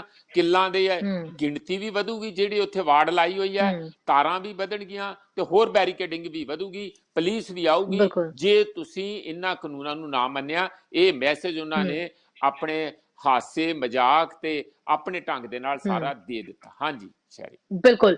ਰਾਜੇਸ਼ ਜੀ, ਜਿਸ ਮੌਕੇ ਦੇ ਉੱਤੇ ਪ੍ਰਧਾਨ ਮੰਤਰੀ ਮੋਦੀ ਆਪਣਾ ਬਿਆਨ ਦੇ ਰਹੇ ਸੀ, ਬਿਆਨ ਦੇਣ ਤੋਂ ਬਾਅਦ ਪੰਜਾਬ ਦੀ ਸਿਆਸਤ ਬਹੁਤ ਜ਼ਿਆਦਾ ਛਿੜ ਗਈ। ਰਵਨੀਤ ਬਿੱਟੂ ਵੀ ਬਹੁਤ ਜ਼ਿਆਦਾ ਗੁੱਸੇ 'ਚ ਆ ਗਏ ਜਦੋਂ ਜ਼ਿਕਰ ਕੀਤਾ ਗਿਆ ਮਨਮੋਹਨ ਸਿੰਘ ਦਾ, ਤੇ ਹੋਰ ਪ੍ਰਧਾਨ ਮੰਤਰੀ ਨੇ ਕੁਝ ਤੰਜ ਕੱਸਦੀਆਂ ਹੋਈਆਂ ਗੱਲਾਂ ਜਿਹੜੀਆਂ ਕਾਂਗਰਸ ਨੂੰ ਲਗਾ ਕੇ ਵੀ ਕਹੀਆਂ ਨੇ, ਉਹਨਾਂ ਦੇ ਉੱਤੇ ਕਾਫੀ ਕਮੈਂਟਬਾਜ਼ੀ ਕੀਤੀ ਗਈ ਹੈ।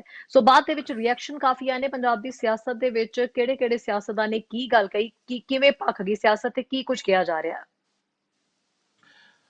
ਦੇਖੋ, ਬਿਲਕੁਲ ਇਹ ਲਾਜ਼ਮੀ ਸੀ ਕਿਉਂਕਿ ਕਾਂਗਰਸ ਨੂੰ ਸਿੱਧਾ ਨਿਸ਼ਾਨਾ ਬਣਾਇਆ ਗਿਆ। ਕਾਂਗਰਸ ਤੇ ਹੀ ਸ਼ੁਰੂ ਤੋਂ ਦੋਸ਼ ਲਾਇਆ ਜਾਣ ਕਿ ਜੋ ਕੁਝ ਭੜਕਾ ਰਹੀ ਹੈ, ਜੋ ਕੁਝ ਜਲਾ ਰਹੀ ਹੈ, ਕਿਸਾਨਾਂ ਨੂੰ ਗੁੰਮਰਾਹ ਕਰ ਰਹੀ ਹੈ, ਕਾਂਗਰਸ ਹੀ ਕਰ ਰਹੀ। ਜ਼ਾਹਿਰ ਤੌਰ ਤੇ ਹੁਣ ਸਿੱਧਾ ਨਾਂ ਜਿਹੜਾ ਸੀ ਡਾਕਟਰ ਮਨਮੋਹਨ ਸਿੰਘ ਦਾ ਲਿਆ ਗਿਆ ਕਿ ਜੋ ਕਰਨਾ ਚਾਹੁੰਦੇ ਸੀ ਉਹੀ ਇਹ ਕੀਤਾ। ਖੁੱਲੀ ਮਾਰਕੀਟ ਚਾਹੁੰਦੇ ਸੀ, ਜੋ ਚਾਹੁੰਦੇ ਸੀ ਉਹ ਅਸੀਂ ਕਰਤਾ, ਤੇ ਉਹ ਕਾਬਲੇ ਤਾਰੀਫ ਕਰ ਰਹੇ ਨੇ ਆਪਣੇ ਆਪ ਨੂੰ ਕਿ ਮੈਂ ਜੋ ਕੰਮ ਕੀਤਾ ਵਧੀਆ ਕੀਤਾ। ਉਸ ਗੱਲ ਨੂੰ ਲੈ ਕੇ ਸਿਆਸਤ ਜਿਹੜੀ ਹੈ, ਖਾਸ ਤੌਰ ਤੇ ਕਾਂਗਰਸੀ ਆਗੂਆਂ ਵੱਲੋਂ ਬਿਆਨ ਆਉਣੇ ਜਿਹੜੇ ਉਹ ਲਾਜ਼ਮੀ ਸੀ, ਔਰ ਉਹਨਾਂ ਨੇ ਇਸ ਗੱਲ ਦਾ ਤਿੱਖਾ ਵਿਰੋਧ ਕੀਤਾ। ਖਾਸ ਤੌਰ ਤੇ ਰਵਨੀਤ ਬਿੱਟੂ ਦਾ ਹੀ ਬਿਆਨ ਜਿਹੜਾ ਉਹ ਜ਼ਿਆਦਾਤਰ ਜਿਹੜਾ ਸੁਰਖੀਆਂ 'ਚ ਆਇਆ ਹੈ, ਕਿ ਜਿਸ ਦੇ ਵਿੱਚ ਉਹਨਾਂ ਨੇ ਇਸ ਗੱਲ ਦਾ ਤਿੱਖਾ ਵਿਰੋਧ ਕੀਤਾ ਹੈ ਔਰ ਇਹ ਪੁੱਛਿਆ ਹੈ ਕਿ ਡਾਕਟਰ ਮਨਮੋਹਨ ਸਿੰਘ ਨੇ ਕਦੋਂ ਇਹ ਗੱਲਾਂ ਕੀਤੀਆਂ, ਕਿੱਥੇ ਕੀਤੀਆਂ, ਔਰ ਕਦੋਂ ਉਹਨਾਂ ਨੇ ਇਹ MSP ਬਾਰੇ ਗੱਲਾਂ ਕੀਤੀਆਂ, ਜਾਂ ਤਮਾਮ ਚੀਜ਼ਾਂ ਜਿਨ੍ਹਾਂ ਚੀਜ਼ਾਂ ਦਾ ਅੱਜ ਵਿਰੋਧ ਕੀਤਾ ਜਾ ਰਿਹਾ ਹੈ, ਉਹ ਗੱਲਾਂ ਕਿੱਥੇ ਕੀਤੀਆਂ? ਉਹ ਤੇ ਗੱਲਾਂ ਆਈਆਂ ਨਹੀਂ ਕਿਤੇ ਵੀ। ਤਾਂ ਉਸਦੇ ਬਾਵਜੂਦ ਅਜਿਹਾ ਨਾਂ ਲੈਣਾ, ਅਜਿਹਾ ਕਹਿ ਕੇ ਪਾਰਲੀਮੈਂਟ ਦੇ ਵਿੱਚ ਬੋਲਣਾ, ਔਰ ਉਹ ਵੀ ਬੋਲਦੇ ਹੋਏ ਤੰਜ ਕੱਸਣੇ, ਔਰ ਤੰਜ ਕੱਸ ਕੇ ਗੱਲ ਕਰਨੀ, ਔਰ ਉਸਦੇ ਨਾਲ ਫੇਰ ਤੋਂ ਦੁਬਾਰਾ 84 ਦੀ ਗੱਲ ਕਰਨੀ, ਫਿਰ ਜਾਂ ਜਿਹੜਾ ਐਮਰਜੈਂਸੀ ਦੀ ਗੱਲ ਕਰਨੀ, ਜਿਹੜੀਆਂ ਦਸ਼ਕਾਂ ਪਹਿਲਾਂ ਜਿਹੜੀਆਂ ਬੀਤ ਚੁੱਕੀਆਂ ਗੱਲਾਂ ਨੇ, ਉਹ ਅੱਜ ਕਿਸਾਨੀ ਦਾ ਮੁੱਦਾ ਅੱਜ ਹੈ। ਇਹ ਤਮਾਮ ਚੀਜ਼ਾਂ ਤੇ ਜਿਹੜਾ ਇਸ ਤੇ ਵਿਰੋਧ ਪ੍ਰਗਟ ਕੀਤਾ ਗਿਆ ਇਹਨਾਂ ਆਗੂਆਂ ਵੱਲੋਂ ਕਿ ਇਹ ਗੱਲ ਕਿਹੜੀ ਹੋ ਰਹੀ ਹੈ ਤੇ ਗੱਲ ਕਿਹੜੀ ਕਰ ਰਹੇ ਨੇ, ਔਰ ਕਿਤੇ ਨਾ ਕਿਤੇ ਇਹ ਲੱਭੋ ਲਬਾਵ ਇਹਦਾ ਕੱਢਿਆ ਜਾ ਰਿਹਾ ਹੈ ਕਿ ਇੱਕ ਤਰ੍ਹਾਂ ਸਰਕਾਰ ਅੜੀ ਹੋਈ ਹੈ ਔਰ ਹਜੇ ਟਸ ਤੋਂ ਮਸ ਹੋਣ ਵਾਲੀ ਕੋਈ ਗੱਲ ਨਹੀਂ ਹੈ।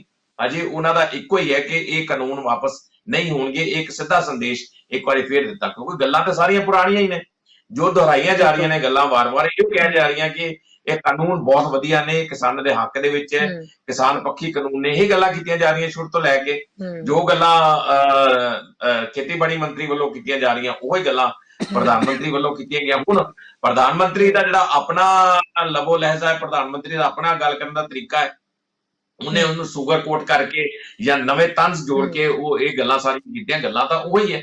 ਹੁਣ ਇਸ ਦੇ ਵਿੱਚ ਕਿਉਂਕਿ ਪ੍ਰਤਾਪ ਬਾਜਵਾ ਦੀ ਜਿਹੜੀ ਸਪੀਚ ਸੀ ਉਹ ਬਿਲਕੁਲ ਆਮਨੇ ਸਾਹਮਣੇ ਬਹਿ ਕੇ ਔਰ ਉਹ ਪੂਰਾ ਇੱਕ ਤਰ੍ਹਾਂ ਨਾਲ ਸ਼ੀਸ਼ਾ ਵਿਖਾਉਣ ਵਾਲੀ ਗੱਲ ਕੀਤੀ ਸੀ ਔਰ ਇੱਕੋ ਹੀ ਇਲਤਜਾ ਕੀਤੀ ਸੀ ਕਿ ਜਿੰਨੇ ਇੰਨੇ ਕਿਸਾਨ ਜਿਹੜੇ ਸ਼ਹੀਦ ਹੋ ਗਏ ਨੇ, ਇੰਨੇ ਕਿਸਾਨ ਉੱਥੇ ਇਹ ਹਾਲਾਤ ਨੇ, ਤੁਸੀਂ ਕਮ ਸੇ ਕਮ 2 ਲਫ਼ਜ਼ ਬੋਲ ਦਿਓ।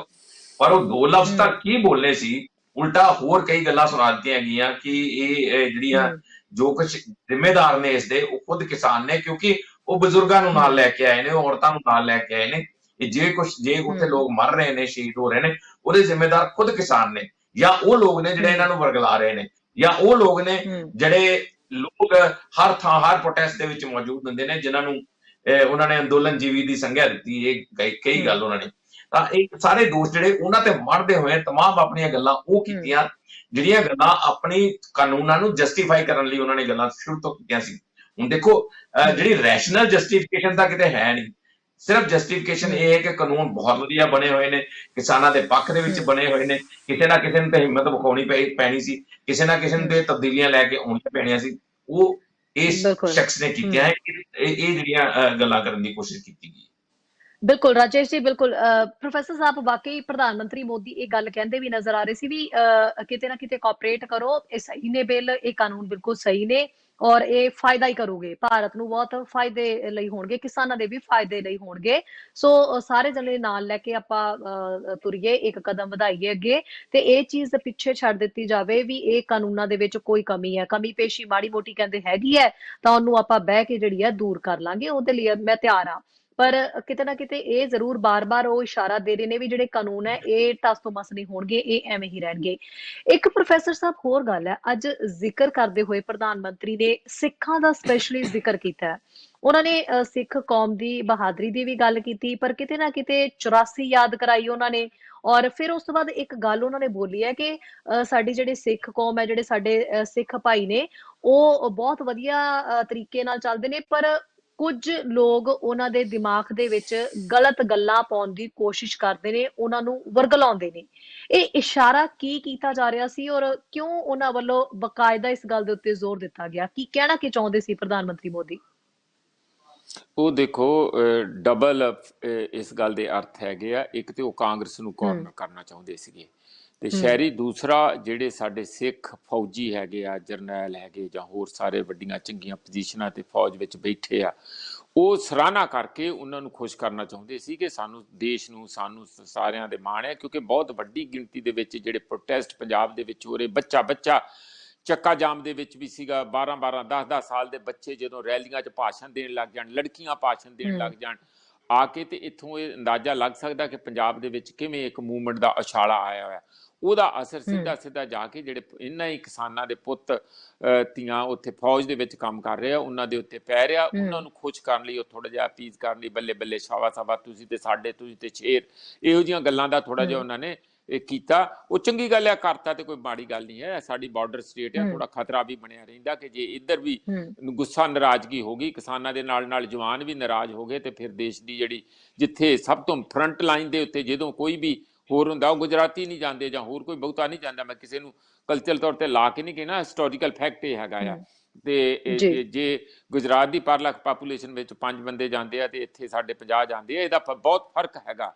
ਅਸੀਂ 10 ਟਾਈਮਸ ਜਿਹੜੇ ਆ ਸੇਵਾ ਜ਼ਿਆਦਾ ਫੌਜ ਦੇ ਵਿੱਚ ਨਿਭਾ ਰਹੇ ਹਾਂ। ਤੇ ਕੁਦਰਤੀ ਆ ਜਿਹੜੀ ਇੰਨੀ ਡਿਪੈਂਡੈਂਸ ਆ ਪੰਜਾਬੀਆਂ ਦੇ ਉੱਤੇ, ਉਹਦੇ ਲਈ ਉਹਨਾਂ ਨੂੰ ਉਹ ਡਰ ਸੀ ਤੇ ਉਹਨਾਂ ਨੇ ਬੱਲੇ ਬੱਲੇ ਉੱਥੇ ਸਿੱਖਾਂ ਦੀ ਵੀ ਤੇ ਹੋਰਨਾਂ ਪੰਜਾਬੀਆਂ ਦੀ ਕੀਤੀ। ਜਿਹੜੀ 84 ਵਾਲੀ 47 ਵਾਲੀ ਗੱਲ ਆ, ਉਹ ਕਾਂਗਰਸ ਦੇ ਸਿਰ ਠੀਕਰਾ ਭੰਨਣ ਵਾਲੀ ਗੱਲ ਹੈ। ਜੇ ਕਾਂਗਰਸ ਚੰਗੀ ਹੁੰਦੀ ਤਾਂ ਇਹ ਸਾਰੇ ਜਿਹੜੇ ਪੰਜਾਬ ਦਾ ਉਦੋਂ ਨੁਕਸਾਨ ਹੋਇਆ ਜਾਂ 84 ਨੁਕਸਾਨ ਹੋਇਆ ਕਾਂਗਰਸ ਨੇ ਕਰਾਇਆ, ਉਹ ਉਹਨਾਂ ਨੂੰ ਕਾਰਨਰ ਕਰਨ ਲਈ ਵਿੱਚ ਬਿਠਾ ਕੇ, ਜਿਹਨੂੰ ਕਹਿੰਦੇ ਕਿਸੇ ਨੂੰ ਕਰਨਾ, ਬੇਇੱਜ਼ਤ ਕਰਨਾ, ਉਸ ਕਿਸਮ ਦੀ ਉਹ ਰਾਜਨੀਤੀ ਖੇਲ ਰਹੇ ਸੀਗੇ, ਹੋਰ ਇਹਦੋਂ ਵੱਧ ਨਹੀਂ। ਤੇ ਉਹਨਾਂ ਦੀ ਕੋਈ ਇਸ ਗੱਲ ਦੀ ਇੱਥੇ ਰੈਲੇਵੈਂਸ ਨਹੀਂ ਸੀ 84 ਦੀ ਜਾਂ 47 ਦੀ, ਹੋਰ ਕਿਤੇ ਕਰ ਲੈਂਦੇ।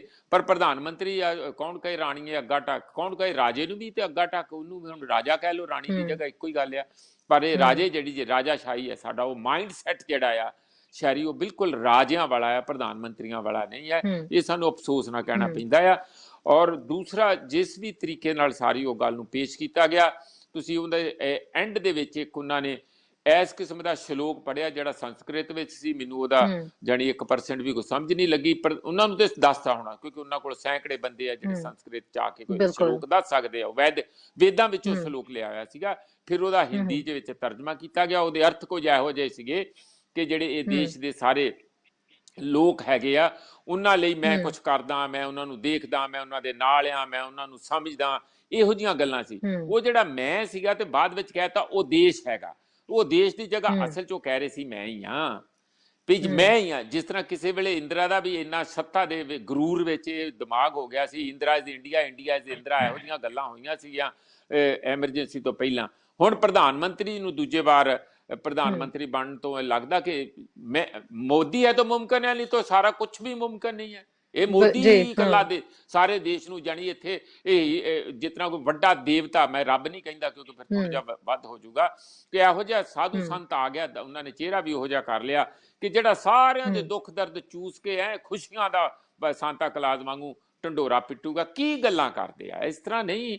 ਤੁਸੀਂ ਕਿਸਾਨਾਂ ਦੇ ਬਾਰੇ ਇੱਕ ਐਡੀ ਵੱਡੀ ਤੁਹਾਡੀ ਉੱਥੇ ਪੰਚਾਇਤ ਹੈਗੀ ਆ, ਪ੍ਰੋਫੈਸਰ ਸਾਹਿਬ ਅੱਜ ਮਨਮੋਹਨ ਸਿੰਘ, ਚੌਧਰੀ ਚਰਨ ਸਿੰਘ ਤੇ ਲਾਲ ਬਹਾਦੁਰ ਸ਼ਾਸਤਰੀ ਦੀ ਐਗਜ਼ਾਮਪਲ ਕਿਉਂ ਪੇਸ਼ ਕੀਤੀ ਗਈ? ਉਹਨਾਂ ਦਾ ਜ਼ਿਕਰ ਸਪੈਸ਼ਲੀ ਕੀਤਾ ਗਿਆ ਅੱਜ। ਉਹੀ ਜਿਵੇਂ ਪੰਜਾਬ ਦੇ ਵਿੱਚ ਸਿੱਖਾਂ ਬਾਰੇ ਕੀਤੀ ਗਈ, ਕਿਉਂਕਿ ਜਾਟ ਬੈਲਟ ਹੈ ਯੂਪੀ ਦੀ, ਕੁਦਰਤੀ ਹੈ। ਚੌਧਰੀ ਚਰਨ ਸਿੰਘ ਦੀ ਵੀ ਗੱਲ ਕਰਨੀ ਸੀ, ਤਾਰੀਫਾਂ ਕਰਨੀਆਂ ਸੀ ਉਹਨਾਂ ਨੂੰ। ਹੁਣ ਥੋੜਾ ਜਿਹਾ ਪਲੋਸਣ ਦੀ ਗੱਲ ਹੈ, ਹਰਿਆਣੇ ਦੇ ਵਿੱਚ ਕੋਈ ਇਹੋ ਜਿਹੀ ਗੱਲ ਉਹਨਾਂ ਨੂੰ ਨਹੀਂ ਲੱਭੀ, ਉਹ ਵੀ ਨਹੀਂ ਤੇ ਕਰ ਦਿੰਦੇ, ਸ਼ਾਇਦ ਮਨ ਚੋਂ ਨਿਕਲ ਗਈ ਹੋਵੇ, ਪਰ ਉਹ ਸਾਰੀ ਜਗ੍ਹਾ ਪਲੋਸਣ ਦੀ ਕੋਸ਼ਿਸ਼ ਕਰ ਰਹੇ ਆ।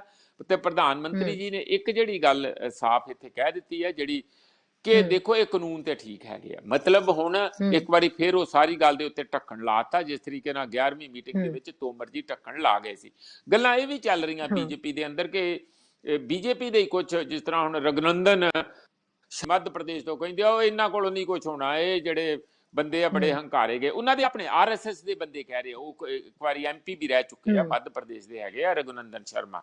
3-4 ਦਿਨ ਪਹਿਲਾਂ ਉਹਨਾਂ ਦਾ ਸ਼ਹਿਰੀ ਬਿਆਨ ਆਇਆ, ਉਹਨਾਂ ਨੇ ਕਿਹਾ ਕਿ ਦੇਖੋ ਇਹ ਜਿਹੜੇ ਤੋਮਰ ਸਾਹਿਬ ਆ, ਇਹ ਬੜੇ ਹੰਕਾਰੇ ਗਏ ਆ, ਇਹਨਾਂ ਦੇ ਕੋਲ ਕੋਈ ਨੈਗੋਸ਼ੀਏਸ਼ਨ ਹੋ ਨਹੀਂ ਸਕਦੀ। ਰਾਜਨਾਥ ਸਿੰਘ ਤੇ ਗੜਕੜੀ ਆ, ਇਹ ਬੰਦੇ, ਨਵੀਂ ਟੀਮ ਆਉਣੀ ਚਾਹੀਦੀ ਹੈ ਜਿਹੜੀ ਕਿਸਾਨਾਂ ਨੂੰ ਸਮਝਦੇ ਆ, ਔਰ ਉਹ ਇਹਦਾ ਕੋਈ ਜਿਹੜਾ ਜਮੂਦ ਹੋਣੇ, ਜਿਹੜਾ ਸਟੇਲ ਆਇਆ, ਚੈੱਕਮੇਟ ਹੋ ਗਈ ਸਾਰੀ ਗੱਲ। ਇਹਦੇ ਚੋਂ ਉਹ ਬਾਹਰ ਇਸ ਸਾਰੇ ਜਿਹੜੀ ਆਪਸੀ ਤਾਲਮੇਲ ਆ ਉਹਨੂੰ ਬਣਾ ਕੇ ਤੇ ਇਸ ਤੋਂ ਵਿੱਚੋਂ ਉਹ ਸਟੇਲਮੇਟ ਚੋਂ ਬਾਹਰ ਟਾਕ ਨੂੰ ਲਿਆ ਸਕਦੇ, ਕੋਈ ਨਾ ਕੋਈ ਸਿੱਟੇ ਤੇ ਗੱਲ ਪਹੁੰਚ ਸਕਦੀ।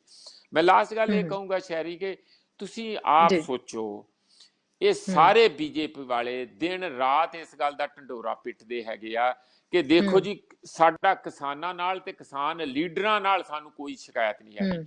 ਇਹ ਜਿਹੜੇ ਬਾਹਰ ਕੋਈ ਪਾਰਟੀਆਂ ਵਿਦੇਸ਼ ਚ ਫਿਰਦੇ, ਕੋਈ ਪਾਕਿਸਤਾਨ ਚੀਨ ਚ ਫਿਰਦੇ ਆ, ਕੁਝ ਕੈਨੇਡਾ ਚ ਫਿਰਦੇ, ਉਹਨੂੰ ਵੀ ਧਮਕੀ ਦੇਤੀ ਹੈ ਜਸਟਿਨ ਟਰੂਡੋ ਨੂੰ ਵੀ, ਕਿ ਉਹ ਸਾਡੇ ਅੰਦਰੂਨੀ ਮਾਮਲਿਆਂ ਚ ਦਖਲ ਦੇ ਰਿਹਾ। ਜਿਹੜਾ ਵੀ ਕੋਈ ਗਰੀਬਾਂ ਦੀ ਇੱਥੇ ਗੱਲ ਕਰੂ, ਮਨੁੱਖੀ ਅਧਿਕਾਰਾਂ ਦੀ ਗੱਲ ਕਰੂ, ਉਹ ਅੰਦਰੂਨੀ ਮਾਮਲਿਆਂ ਚ ਦਖਲ ਅੰਦਾਜ਼ੀ ਹੋ ਜਾਂਦੀ ਹੈ। ਇਹ ਸਾਰਾ ਕੁਝ ਕਰਕੇ ਤੁਸੀਂ 2 ਮਿੰਟ ਲਈ ਕਦੀ ਵੀ ਇਹ ਨਹੀਂ ਉੱਥੇ ਕਿਹਾ, ਪ੍ਰਧਾਨ ਮੰਤਰੀ ਹੈ ਸਾਡੇ, ਕਿ ਸਾਡੇ ਜਿਹੜੇ ਕਿਸਾਨ ਵੀਰ ਆ 200 ਤੋਂ ਵੱਧ ਉੱਥੋਂ ਸ਼ਹੀਦ ਹੋ ਗਏ ਆ, ਮੈਂ 2 ਮਿੰਟ ਲਈ ਮੌਨ ਨਹੀਂ ਰਖਵਾ ਦਿਆਂ, ਕੰਡੋਲੈਂਸਿਸ ਹੀ ਕਰਦੇ ਆ। ਕੁਛ ਤੇ ਕੁਛ ਲੱਗੇ, ਕਿਸਾਨਾਂ ਨੂੰ ਲੱਗੇ। ਤੁਸੀਂ ਉਂਝ ਰੌਲਾ ਪਾਈ ਜਾਂਦੇ ਆ ਕਿਸਾਨਾਂ ਦੇ ਨਾਲ ਸਾਨੂੰ ਕੋਈ ਦਿੱਕਤ ਨਹੀਂ, ਕਿਸਾਨ ਸਾਡਾ ਤੇ ਦਿਲ ਬੰਦ ਹੋ ਜਾਂਦਾ ਉਹਨਾਂ ਦੇ ਦਰਦ ਨੂੰ ਦੇਖ ਕੇ। ਤੇ ਕੀਤਾ ਕੀ? ਕੁਛ ਨਹੀਂ ਨਾ ਕੀਤਾ, ਕਿਉਂਕਿ ਇਸ ਗੱਲ ਜੇ ਇੰਜ ਕਰਨਗੇ ਫਿਰ ਇਹਦਾ ਮਤਲਬ ਉਹ ਕਿਸਾਨਾਂ ਦੇ ਹੱਕ 'ਚ ਖੜੇ ਨਜ਼ਰ ਆਉਣਗੇ, ਜਿਹੜਾ ਕਿ ਅਡਾਨੀ ਅਬਾਨੀਆਂ ਨੂੰ ਬਿਲਕੁਲ ਮਨਜ਼ੂਰ ਨਹੀਂ ਹੈਗਾ। ਇਹ ਉਹਨਾਂ ਦੇ ਵਕੀਲ ਬਣੇ ਹੋਏ ਆ, ਇਹ ਉਹਨਾਂ ਦੇ ਚਹੇਤੇ ਬਣੇ ਹੋਏ ਆ, ਤੇ ਉਹਨਾਂ ਦੇ ਮਿਡਲਮੈਨ ਜਿਹੜੇ ਬਣੇ ਹੋਏ ਆ, ਜਿਹੜੇ ਕਿਸਾਨਾਂ ਨੂੰ ਕਹਿ ਰਹੇ ਆ ਕਿ ਇਹਨਾਂ ਦੇ ਵਿੱਚ ਮਿਡਲਮੈਨ ਵੜ ਗਏ ਆ, ਹੋਰ ਵੜ ਗਏ ਆ। ਇੱਥੇ ਨਹੀਂ ਹੈ। ਅਸਲ ਵਿੱਚ ਜੋ ਇਹ ਕੰਮ ਕਰ ਰਹੇ ਆ ਕਾਰਪੋਰੇਟਾਂ ਲਈ, ਉਹ ਅਤੀ ਭਿਆਨਕ ਹੋਊਗਾ ਆਉਣ ਵਾਲੇ ਸਮੇਂ ਲਈ, ਸਾਡੀ ਜੀ ਅਰਥ ਵਿਵਸਥਾ ਲਈ, ਕਿਸਾਨੀ ਲਈ ਤੇ ਪਿੰਡਾਂ ਦੀ ਬਿਲਕੁਲ। ਤਬਾਹੀ ਮਚਾ ਦੂਗਾ ਜੇ ਇਸੇ ਤਰੀਕੇ ਨਾਲ ਹੂੰ ਕੰਮ ਜਾਰੀ ਰਿਹਾ। ਹਾਂਜੀ ਸ਼ਹਿਰੀ ਜੀ ਰਾਜੇਸ਼ ਜੀ, ਅੰਮ੍ਰਿਤਸਰ ਦੇ ਵਿੱਚ ਤੁਸੀਂ ਸਾਰਾ ਸੂਰਤ-ਏ-ਹਾਲ ਦੇਖ ਰਹੇ ਹੋ। ਨਵਜੋਤ ਸਿੰਘ ਸਿੱਧੂ ਪਹੁੰਚੇ ਹੋਏ ਨੇ, ਸੋਨੀਆ ਗਾਂਧੀ ਨਾਲ ਮੁਲਾਕਾਤ ਕਰਨ ਦੇ ਲਈ ਉਹ ਗਏ ਤੇ ਕਿਹਾ ਜਾ ਰਿਹਾ ਸੀ ਵੀ ਕਿਸਾਨਾਂ ਬਾਬਤ ਹੀ ਉਹ ਗੱਲਬਾਤ ਕਰਨ ਗਏ ਨੇ। ਕੀ ਉਸਦੀ ਜਾਣਕਾਰੀ ਮਿਲ ਰਹੀ ਹੈ?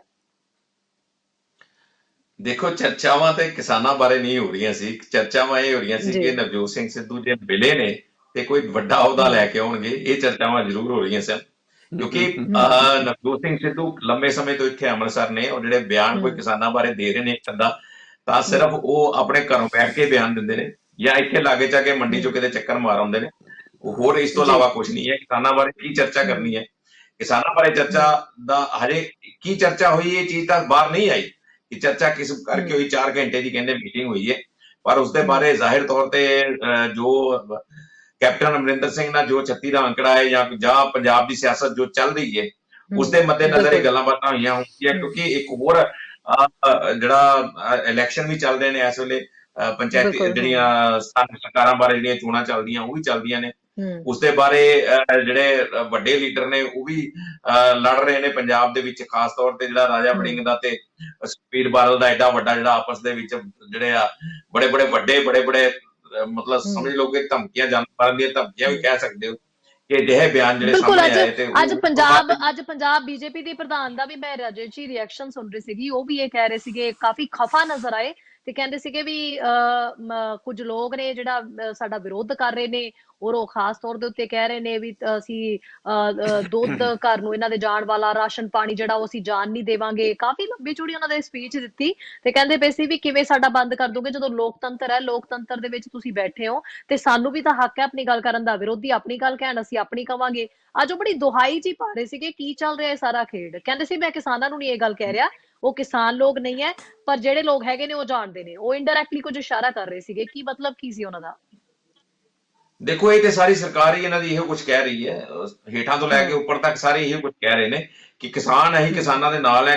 ਹੁਣ ਕਿਸਾਨਾਂ ਦੇ ਜੇ ਤੁਸੀਂ ਨਾਲ ਹੋ ਤੇ ਕਿਸਾਨਾਂ ਨੂੰ ਕਿਉਂ ਉੱਥੇ ਡੱਕਿਆ ਹੋਇਆ, ਕਿਉਂ ਉੱਥੇ ਬਰਲਿਨ ਦੀਆਂ ਦੀਵਾਰਾਂ ਜਿਹੜੀਆਂ ਕਰੀ ਜਾ ਰਹੇ ਹੋ, ਕਿਉਂ ਉੱਥੇ ਕਿੱਲਾਂ ਜਿਹੜੀਆਂ ਲਾਈਆਂ ਹੋਈਆਂ, ਸਾਰੀਆਂ ਚੀਜ਼ਾਂ ਜਿਹੜੀਆਂ ਉਹ ਸਾਰਿਆਂ ਨੂੰ ਪਤਾ।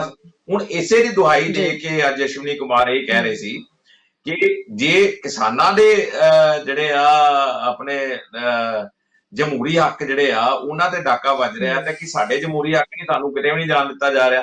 ਇੱਕ ਜਿਹੜੀ ਸੱਤਾਧਾਰੀ ਧਿਰ ਆ, ਪਾਰਟੀ ਆ, ਦੇਸ਼ ਦੇ ਵਿੱਚ ਰਾਜ ਕਰ ਰਹੀ ਆ, ਉਸਦਾ ਜਿਹੜਾ ਸੂਬਾ ਪ੍ਰਧਾਨ ਆ ਭਾਜਪਾ ਦਾ, ਉਹ ਉਸਨੂੰ ਇਸ ਤਰ੍ਹਾਂ ਇਸ ਢੰਗ ਨਾਲ ਉਸਦੇ ਜਿਹੜੇ ਜਮਹੂਰੀ ਹੱਕ ਉਸਦਾ ਘਾਣ ਕੀਤਾ ਜਾ ਰਿਹਾ। ਇਹ ਦੁਹਾਈ ਦੇ ਰਹੇ ਸੀ ਕਿ ਉਹਨਾਂ ਨੂੰ ਤੇ ਉਹਨਾਂ ਦੇ ਜਿਹੜੇ ਪਾਰਟੀ ਦੇ ਹੋਰ ਜਿਹੜੇ ਅਹੁਦੇਦਾਰ ਨੇ ਜਾਂ ਜਿਹੜੇ ਉਹ ਜਿੰਨੇ ਵੀ ਉਹਨਾਂ ਦੇ ਵਰਕਰ ਨੇ, ਉਹਨਾਂ ਨੂੰ ਕਿਤੇ ਉਹਨਾਂ ਦੀ ਮੂਵਮੈਂਟ ਦੇ ਉੱਤੇ ਰੋਕ ਲਾਈ ਜਾ ਰਹੀ ਹੈ। ਕਿਤੇ ਵੀ ਜਿੱਥੇ ਵੀ ਕਿਤੇ ਜਾਂਦੇ ਨੇ ਉੱਥੇ ਕਿਸਾਨ ਇਕੱਠੇ ਹੋ ਜਾਂਦੇ ਨੇ, ਇਕੱਠੇ ਹੋ ਕੇ, ਜਦਕਿ ਉਹ ਕਿਸਾਨ ਨਹੀਂ ਕਹਿੰਦੇ, ਉਹ ਕਹਿੰਦੇ ਜੀ ਕਿ ਕਾਂਗਰਸ ਪਾਰਟੀ ਜਿਹੜੀ ਕਰਵਾ ਰਹੀ ਹੈ ਜਾਂ ਆਮ ਆਦਮੀ ਪਾਰਟੀ ਕਰਵਾ ਰਹੀ ਹੈ। ਜਿਹੇ ਦੋਸ਼ ਲਾ ਰਹੇ ਨੇ ਕਿ ਉਹ ਕਰਵਾ ਕੇ ਉਹਨਾਂ ਦੀ ਜਿਹੜੀ ਮੂਵਮੈਂਟ ਬਲੌਕ ਕਰ ਰਹੇ ਨੇ। ਇਹ ਇਸ ਤਰ੍ਹਾਂ ਦੀ ਦੁਹਾਈ ਜਿਹੜੀ ਆ ਅਸ਼ਵਨੀ ਕੁਮਾਰ ਵੱਲੋਂ ਦਿੱਤੀ ਜਾ ਰਹੀ ਤੇ ਪਰ ਹੁਣ ਜਦੋਂ ਆਪਣੇ ਤੇ ਪਈ ਹੈ ਤਾਂ ਹੁਣ ਜਮਹੂਰੀ ਹੱਕ ਜਿਹੜੇ ਨੇ ਉਹ ਵੀ ਨਜ਼ਰ ਆਉਣ ਲੱਗ ਪਏ ਨੇ। ਇਹ ਜਮਹੂਰੀ ਹੱਕ ਜਿਹੜੇ ਆ ਜਿਨ੍ਹਾਂ ਦੇ ਨਜ਼ਰ ਆਉਣੇ ਚਾਹੀਦੇ, ਉਹ ਇੱਕ ਵਾਰੀ ਨਜ਼ਰ ਆ ਜਾਣ ਤਾਂ ਸਾਰਾ ਮਸਲਾ ਹੀ ਹੱਲ ਹੋ ਜੇ, ਕਿਸੇ ਦੇ ਵੀ ਜਮਹੂਰੀ ਹੱਕਾਂ ਦਾ ਕਾਰਨ ਨਾ ਹੋਵੇ। ਜੀ ਬਿਲਕੁਲ। ਪ੍ਰੋਫੈਸਰ ਸਾਹਿਬ, ਰਾਜੇਸ਼ ਗਿੱਲ ਜੀ ਇਸ ਵੇਲੇ ਸਾਡੇ ਨਾਲ ਕਹਿੰਦੇ ਨੇ ਨਾ, ਸੋਸ਼ਲ ਮੀਡੀਆ ਜਿਹੜਾ ਪਲੇਟਫਾਰਮ ਹੈ ਉਸ ਤੇ ਹਰ ਕੋਈ ਆਪਣੀ ਬੇਬਾਕੀ ਨਾਲ ਗੱਲ ਜਿਹੜਾ ਰੱਖਣ ਲਈ ਆਜ਼ਾਦ ਮਹਿਸੂਸ ਕਰਦਾ। ਇਸ ਵੇਲੇ ਸਾਡੇ ਵੀ ਫੇਸਬੁੱਕ ਪਲੇਟਫਾਰਮ ਦੇ ਉੱਤੇ ਸਾਡੇ ਬਹੁਤ ਸਾਰੇ ਦਰਸ਼ਕ ਨੇ ਜਿਹੜੇ ਯਕੀਨਨ ਹਰ ਰੋਜ਼ ਸਾਡੇ ਨਾਲ ਜੁੜਦੇ ਹੀ ਨੇ ਜਦੋਂ ਵੀ ਅਸੀਂ ਮਾਰਨਿੰਗ ਸ਼ੋ ਸ਼ੁਰੂ ਕਰਦੇ ਹਾਂ। ਸੋ ਇਸ ਵੇਲੇ ਸਾਡੇ ਨਾਲ ਗੁਰਟਿਲੋ ਜੀ ਔਰ ਪਰਮਜੀਤ ਹੀਰ ਜੀ ਨੇ, ਹਰਦੇਵ ਸਿੰਘ ਜੀ ਜੋਹਲ ਪਹਿਲੀਆਂ ਦੇ ਵਿੱਚ ਸਾਡੇ ਨਾਲ ਜੁੜੇ ਜਾਂਦੇ ਨੇ, ਆਪਣੀ ਗੱਲ ਰੱਖਦੇ ਨੇ, ਔਰ ਪਰਮਿੰਦਰ ਲੁੱਧਰ ਦੇ ਵੀ ਜੁੜੇ ਹੋਏ ਨੇ, ਮੋਹਨ ਗਿੱਲ ਇਸ ਵੇਲੇ ਦੇਖ ਰਹੇ ਨੇ, ਜਤਿੰਦਰ ਚਾਹਲ ਜੀ ਵੀ ਦੇਖ ਰਹੇ ਨੇ। ਸੋ ਇਹ ਲੋਕ ਹਮੇਸ਼ਾ ਜਦੋਂ ਮਾਰਨਿੰਗ ਸ਼ੋ ਦੇ ਵਿੱਚ ਅਸੀਂ ਸ਼ੁਰੂਆਤ ਕਰਦੇ ਹਾਂ ਤਾਂ ਇਹ ਸਾਡੇ ਨਾਲ ਜੁੜਦੇ ਨੇ ਔਰ ਆਪਣੇ ਵੀ ਕਮੈਂਟਸ ਜਿਹੜੇ ਨੇ ਜ਼ਰੂਰ ਰੱਖਦੇ ਨੇ। ਨੋ ਡਾਊਟ ਸਾਰੇ ਇਸ ਵੇਲੇ ਭਾਰਤ ਸਰਕਾਰ ਦੇ ਜਿਸ ਤਰੀਕੇ ਨਾਲ ਵਤੀਰਾ ਕਿਸਾਨਾਂ ਨਾਲ ਕਰ ਰਹੀ ਹੈ, ਸੋ ਇਹ ਵਿਦੇਸ਼ਾਂ 'ਚ ਬੈਠੇ ਹੀ ਲੋਕ ਨੇ, ਪਰ ਫਿਰ ਵੀ ਇਹਨਾਂ ਨੂੰ ਕਾਫੀ ਹੱਦ ਤੱਕ ਇਸ ਗੱਲ ਦਾ ਸ਼ਿਕਵਾ ਹੈ ਕਿ ਇੰਨੀ ਵੱਡੀ ਗਿਣਤੀ ਦੇ ਵਿੱਚ ਜਿਹੜੇ ਨੇ ਉੱਥੇ ਕਿਸਾਨ ਬੈਠੇ ਨੇ ਤੇ ਇਹ ਵੀ ਸਾਰੇ ਉਹਨਾਂ ਪਰਿਵਾਰਾਂ ਦੇ ਨਾਲ ਹੀ ਜੁੜੇ ਹੋਏ ਲੋਕ ਨੇ ਜਿਹੜੇ ਕੈਨੇਡਾ ਦੇ ਵਿੱਚ ਬੈਠੇ ਨੇ। ਜਦੋਂ ਇਹ ਆਪਣਾ ਦੁੱਖ ਬਿਆਨ ਕਰਦੇ ਨੇ ਤਾਂ ਇਹਨਾਂ ਦੇ ਬਹੁਤ ਸਾਰੇ ਜਿਹੜੇ ਨੇ ਜਿਸ ਤਰੀਕੇ ਨਾਲ ਭਾਰਤ ਦੇ ਵਿਦੇਸ਼ ਮੰਤਰਾਲੇ ਦੇ ਵੱਲੋਂ ਟਵਿੱਟਰ ਅਕਾਊਂਟ ਜਿਹੜੇ ਨੇ ਉਹ ਡਿਲੀਟ ਕਰਵਾਏ ਜਾ ਰਹੇ ਨੇ, ਬਲੌਕ ਕਰਵਾਏ ਜਾ ਰਹੇ ਨੇ। ਔਰ ਅਸੀਂ ਦੇਖਿਆ ਕਿ ਹਾਲ ਹੀ ਦੇ ਵਿੱਚ ਵਿਦੇਸ਼ ਮੰਤਰਾਲੇ ਨੇ ਕੈਨੇਡਾ ਸਰਕਾਰ ਨੂੰ ਅਪੀਲ ਕੀਤੀ ਹੈ ਵੀ ਉੱਥੋਂ ਮੋਦੀ ਨੂੰ ਮਾਰਨ ਦੀਆਂ ਧਮਕੀਆਂ ਜਿਹੜੀਆਂ ਸਾਹਮਣੇ ਆ ਰਹੀਆਂ ਨੇ। ਸੋ ਉਹ ਲੋਕ ਕੌਣ ਨੇ ਉਹ ਪਤਾ ਕੀਤਾ ਜਾਏ ਤੇ ਜਿਹੜਾ ਇੱਥੇ ਉਸ ਚੀਜ਼ ਤੇ ਸਖਤੀ ਵਰਤੀ ਜਾਏ ਵੀ ਜਿਹੜੀਆਂ ਇੱਥੋਂ ਧਮਕੀਆਂ ਮਿਲ ਰਹੀਆਂ ਨੇ। ਸੋ ਇੱਥੋਂ ਨੋ ਡਾਊਟ ਕਿ ਜਸਟਿਨ ਟਰੂਡੋ ਨੇ ਸਰਕਾਰ ਨੇ ਇਹ ਚੀਜ਼ ਕੀਤੀ ਹੈ ਕਿ ਬਈ RCMP ਨੂੰ ਕਿਹਾ ਵੀ ਸਖਤੀ ਨਾਲ ਦੇਖਿਆ ਜਾਵੇ ਵੀ ਇੱਥੋਂ ਧਮਕੀਆਂ ਦੇਣ ਵਾਲੇ ਲੋਕ ਕੌਣ ਨੇ। ਇੱਥੋਂ ਤੱਕ ਨੌਬਤ ਆ ਰਹੀ, ਮਤਲਬ ਜੇ ਵਿਦੇਸ਼ਾਂ ਦੇ ਵਿੱਚੋਂ ਆਵਾਜ਼ ਜਾ ਰਹੀ ਹੈ ਤਾਂ ਉਹ ਉੱਥੇ ਵੀ ਸਖਤਾਈ ਕਰਵਾਉਣ ਦੇ ਲਈ ਇਸ ਤਰੀਕੇ ਦੀ ਜਿਹੜੀ ਹੈ ਗੱਲ ਜਿਹੜੀ ਹੈ ਕੀਤੀ ਜਾ ਰਹੀ। ਹਾਲਾਂਕਿ ਠੀਕ ਹੈ, ਨੋ ਡਾਊਟ ਇਹ ਚੀਜ਼ ਗਲਤ ਹੈ ਕਿ ਜੇ ਉਹਨਾਂ ਨੂੰ ਇੱਥੋਂ ਧਮਕੀਆਂ ਭਰੀਆਂ ਕਾਲਸ ਜਾ ਰਹੀਆਂ ਨੇ ਤਾਂ ਵਾਕਈ ਉਹ ਚੀਜ਼ ਗਲਤ ਹੈ। ਉਹ ਕੁਝ ਜੇ ਸ਼ਰਾਰਤੀ ਅਨਸਰ ਅਜਿਹੀ ਚੀਜ਼ ਕਰ ਰਹੇ ਨੇ ਤਾਂ ਉਹਨਾਂ ਤੇ ਨਕੇਲ ਕੱਸੀ ਜਾਣੀ ਜ਼ਰੂਰੀ ਹੈ। ਪਰ ਹਾਲ ਦੀ ਘੜੀ ਜੇ ਸੋਸ਼ਲ ਮੀਡੀਆ ਪਲੇਟਫਾਰਮ ਦੇ ਉੱਤੇ ਕੋਈ ਵੀ ਬੋਲ ਰਿਹਾ ਹੈ, ਰਾਜੇਸ਼ ਜੀ ਅਸੀਂ ਵੀ ਕਈ ਦਿਨਾਂ ਤੋਂ ਦੇਖ ਰਹੇ ਸੀ, ਟਵਿੱਟਰ ਤੇ ਪਹਿਲਾਂ ਵੀ ਕੁਝ ਦਿਨ ਪਹਿਲਾਂ ਵੀ ਗੱਲ ਕੀਤੀ ਸੀ ਵੀ ਟਵਿੱਟਰ ਵਾਰ ਇੱਕ ਅਲੱਗ ਤਰ੍ਹਾਂ ਦੀ ਛਿੜੀ ਹੋਈ ਹੈ। ਔਰ ਉਸ ਵਾਰ ਦੇ ਉੱਤੇ ਜੇ ਲੋਕਤੰਤਰ ਦੀ ਗੱਲ ਕੀਤੀ ਜਾਂਦੀ ਹੈ ਤਾਂ ਲੋਕਤੰਤਰ ਦੇ ਵਿੱਚ ਇਹ ਵੀ ਹੈ ਕਿ ਹਰ ਕਿਸੇ ਨੂੰ ਆਪਣੀ ਗੱਲ ਖੁੱਲ ਕੇ ਰੱਖਣ ਦਾ ਜਿਹੜਾ ਹੈ ਉਹ ਉਹਨਾਂ ਦਾ ਹੱਕ ਹੈ। ਤਾਂ ਫਿਰ ਉਸ ਹੱਕ ਨੂੰ ਵੀ ਦਬਾਉਣ ਦੀ, ਬਲੌਕ ਕਰਨ ਦੀ ਤੇ ਉਸ ਨੂੰ ਅਕਾਊਂਟਾਂ ਨੂੰ ਡਿਲੀਟ ਮਰਵਾਉਣ ਦੀ ਜਿਹੜੀ ਹੈ ਉਹ ਕੋਸ਼ਿਸ਼ ਕਿਉਂ ਕੀਤੀ ਜਾ ਰਹੀ ਹੈ? ਕੀ ਇਥੋਂ ਪ੍ਰੋਬਲਮ ਸਰਕਾਰ ਨੂੰ ਇਸ ਚੀਜ਼ ਤੋਂ ਵੀ ਨਜ਼ਰ ਆ ਰਹੀ ਹੈ? ਹਾਂ, ਸ਼ੈਰਿਕੇ ਨੂੰ ਪੁੱਛਿਆ, ਤੁਸੀਂ ਮੈਨੂੰ ਪੁੱਛ ਰਹੇ? ਪ੍ਰੋਫੈਸਰ ਸਾਹਿਬ ਤੁਹਾਨੂੰ ਵੀ, ਰਾਜੇਸ਼ ਗਿੱਲ ਜੀ ਤੁਹਾਨੂੰ ਵੀ ਮੈਂ ਕਮੈਂਟ ਜ਼ਰੂਰ ਲਾਂਗੀ। ਪ੍ਰੋਫੈਸਰ ਸਾਹਿਬ ਪਹਿਲਾਂ ਤੁਸੀਂ ਇਸ ਤੇ ਪਲੀਜ਼ ਆਪਣੀ ਗੱਲ ਰੱਖੋ। ਹਾਂ, ਦੇਖੋ ਕੋਈ ਵੀ ਜਿਹੜੇ ਹੱਕ ਆ ਜਾਂ ਤੁਹਾਡੇ ਰਾਈਟਸ ਆ ਉਹ ਬਿਨਾਂ ਜ਼ਿੰਮੇਵਾਰੀ ਤੋਂ ਨਾਲ ਨਹੀਂ ਹੁੰਦੇ, ਬਿਨਾਂ ਉਹ ਜ਼ਿੰਮੇਵਾਰੀ ਵੀ ਹੋਣੀ ਚਾਹੀਦੀ ਹੈ। ਸੋਸ਼ਲ ਮੀਡੀਆ ਦਾ ਮਤਲਬ ਇਹ ਨਹੀਂ ਹੈ ਕਿ ਜੋ ਵੀ ਮੂੰਹ 'ਚ ਬਕਵਾਸ ਆਏ ਕੋਈ ਕਰੀ ਜਾਵੇ। ਮੈਂ ਬਿਲਕੁਲ ਇਸ ਗੱਲ ਦੇ ਹੱਕ 'ਚ ਨਹੀਂ ਹੈ। ਬਹੁਤ ਕੁਝ ਗੰਦ ਮੰਦ, ਗਾਲੀ ਗਲੋਚ, ਧਮਕੀਆਂ, ਇਹ ਸਾਰਾ ਸੋਸ਼ਲ ਮੀਡੀਆ ਇਹ ਤੇ ਗੁੰਡਾਗਰਦੀ ਹੈ। ਇਹ ਜਾਣੀ ਇੱਕ ਤੁਸੀਂ ਸੋਸ਼ਲ ਮੀਡੀਆ ਦਾ ਟੈਰਰਿਜ਼ਮ ਫੈਲਾਉਣ ਵਾਲੀ ਗੱਲ, ਤੂੰ ਮੇਰੀ ਨਹੀਂ ਸੁਣੇਗਾ ਮੈਂ ਤੈਨੂੰ ਛੱਡੂਗਾ ਨਹੀਂ, ਇਹ ਕੀ ਕੰਮ ਆ ਇਹਦਾ? ਤੇ ਕੋਈ ਨਾ, ਇਹ ਹੁਣ ਬੜਾ ਟ੍ਰਿਕੀ ਸਵਾਲ ਆ ਕਿ ਜੇ ਤੁਸੀਂ ਇਸ ਨੂੰ ਬੰਦ ਕਰਦੇ ਆ ਤੇ ਤੁਹਾਡੀ ਆਜ਼ਾਦੀ ਖਤਮ ਹੁੰਦੀ ਆ, ਜੇ ਤੁਸੀਂ ਇਹਨੂੰ ਖੋਲ ਕੇ ਰੱਖਦੇ ਆ ਤੇ ਤੁਸੀਂ ਉਹ ਕੰਮ ਕਰਦੇ ਆ ਜਿਹੜੇ ਨਹੀਂ ਕਰਨੇ ਚਾਹੀਦੇ। ਤੇ ਇਹਦਾ ਕੋਈ ਨਾ ਕੋਈ ਮਿਡ ਵੇ ਕੱਢਣਾ ਚਾਹੀਦਾ ਕਿ ਇਹ ਕਿਵੇਂ ਹੋਵੇ।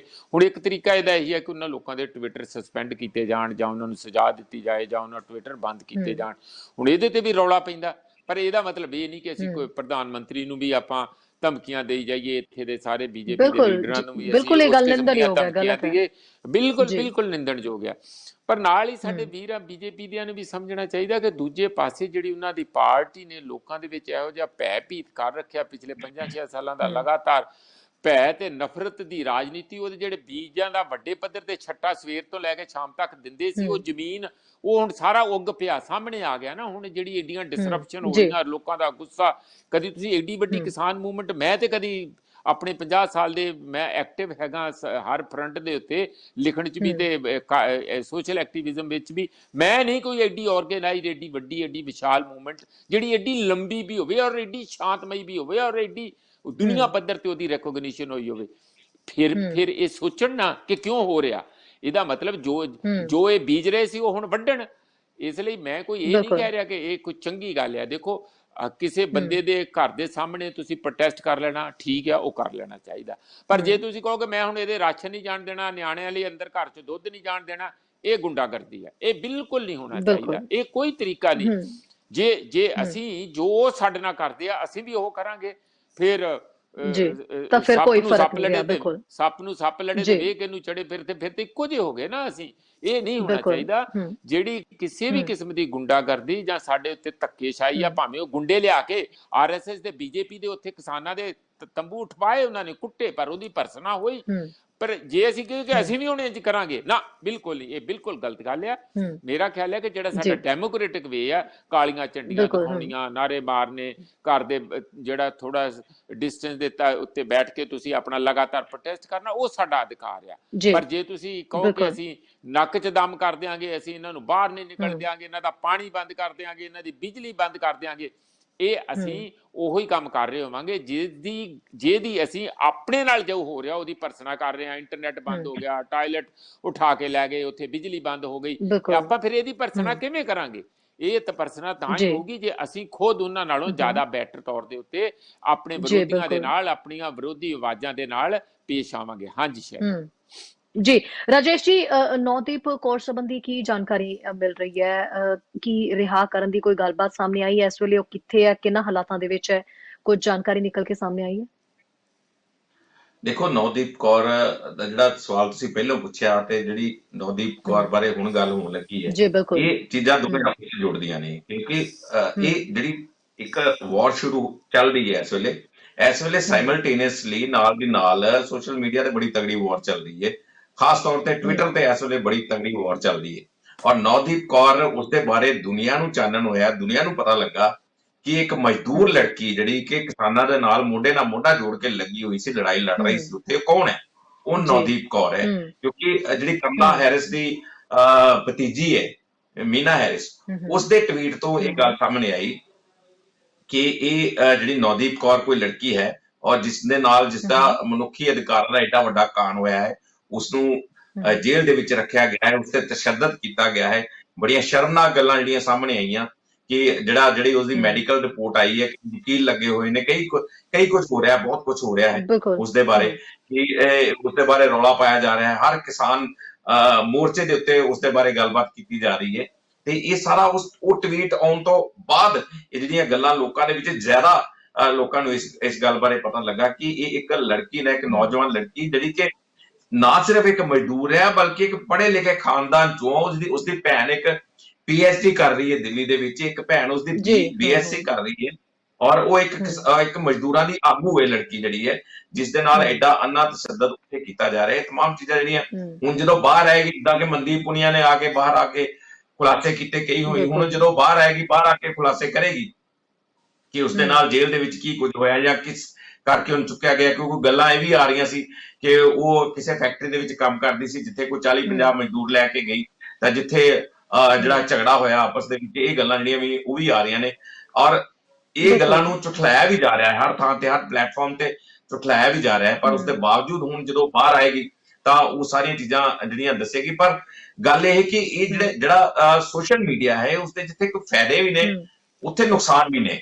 ਨੁਕਸਾਨ ਇਸ ਢੰਗ ਨਾਲ ਨੇ ਕਿ ਜਿਹੜੀ ਚੀਜ਼ ਦੇਖੋ, ਇਹ ਕਿਤੇ ਨਾ ਕਿਤੇ ਗੱਲ ਜ਼ਰੂਰ ਨਿਕਲੇਗੀ ਇਸ ਬਾਰੇ ਕਿ ਜਿਸ ਤਰ੍ਹਾਂ ਅਸੀਂ ਅੱਜ IT ਸੈੱਲ ਦੀ ਗੱਲ ਕਰਦੇ ਹਾਂ, BJP ਦੀ IT ਸੈੱਲ ਦੀ ਗੱਲ ਕਰਦੇ ਹਾਂ, ਇਸ ਤਰ੍ਹਾਂ ਇਸ ਢੰਗ ਨਾਲ ਕੋਈ ਹੋਰ ਵੀ ਮਾਫੀਆ ਚੱਲਦੇ ਨੇ। ਇੱਕ ਅਜਿਹਾ ਮਾਫੀਆ ਜਿਹਦਾ ਕੰਮ ਹੀ ਸਿਰਫ ਗਾਲਾਂ ਕੱਢਣਾ, ਕਿ ਉਹਨੇ ਗਾਲਾਂ ਕੱਢੀ ਜਾਣੀਆਂ। ਇੱਕ ਦਾ ਕੰਮ ਹੈ ਕਿ ਹਾਂ, ਤੁਸੀਂ ਘਰ ਦੇ ਵਿੱਚ ਬੈਠੇ ਜੇ ਕਿਤੇ ਆਪਣਾ ਮੋਬਾਈਲ ਤੁਸੀਂ ਫੁੱਲ ਵੋਲਿਊਮ ਤੇ ਛੱਡ ਕੇ ਬੈਠੇ ਹੋ, ਤਾਂ ਕਿਸੇ ਵੇਲੇ ਉਹਨੂੰ ਔਨ ਕਰ ਦਿੰਦੇ ਹੋ, ਕੋਈ ਖਬਰ ਜਾਂ ਕੋਈ ਹੋਰ ਚੀਜ਼ ਕੋਈ ਔਨ ਕਰ ਦਿੰਦੇ ਹੋ, ਤਾਂ ਉਸਦੇ ਵਿੱਚ ਗਾਲਾਂ ਦੀ ਆਵਾਜ਼ਾਂ ਆਉਣੀਆਂ ਸ਼ੁਰੂ ਹੋ ਜਾਂਦੀਆਂ।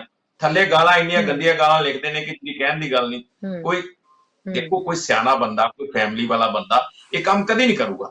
ਇਹ ਸਿਰਫ ਜਿਹੜੇ ਪੇਡ ਬੰਦੇ ਨੇ, ਜਿਹੜੇ ਬੰਦਿਆਂ ਦਾ ਕੰਮ ਹੈ ਕਿ ਇਹ ਆ ਬੰਦਾ ਵਾ, ਉਹਨੂੰ ਅਸੀਂ ਕਾਰਨਰ ਕਰਨਾ, ਇਹਨੂੰ ਗਾਲਾਂ ਕੱਢੋ। ਇਹ ਉਹਦੀ ਡਿਊਟੀ ਲੱਗੀ ਹੈ ਕਿ ਤੂੰ ਗਾਲਾਂ ਹੀ ਕੱਢਣੀਆਂ ਬਸ, ਹੋਰ ਕੁਝ ਨਹੀਂ ਕਰਨਾ। ਫੇਕ ਆਈਡੀਜ਼ ਬਣਾ ਕੇ ਉਹ ਕੀਤਾ ਜਾਂਦਾ ਹੈ, ਫੇਕ ਆਈਡੀਜ਼ ਬਣਾ ਕੇ ਇੱਕ ਪਾਸੜ ਦੀ ਹਵਾ ਬਣਾਈ ਜਾਂਦੀ ਹੈ। ਇਹ ਚੀਜ਼ਾਂ ਜਿਹੜੀਆਂ ਕੀਤੀਆਂ ਜਾਂਦੀਆਂ, ਚੱਲਦੀਆਂ ਨੇ। ਇਹਨਾਂ ਚੀਜ਼ਾਂ ਦੇ ਵਾਕਿਆ ਹੀ, ਜਿੱਦਾਂ ਪ੍ਰੋਫੈਸਰ ਵੀ ਕਹਿ ਰਹੇ ਨੇ, ਕਿਸੇ ਨਾ ਕਿਸੇ ਤਰੀਕੇ ਨਾਲ ਲਗਾਮ ਕੱਸਣੀ ਚਾਹੀਦੀ ਹੈ।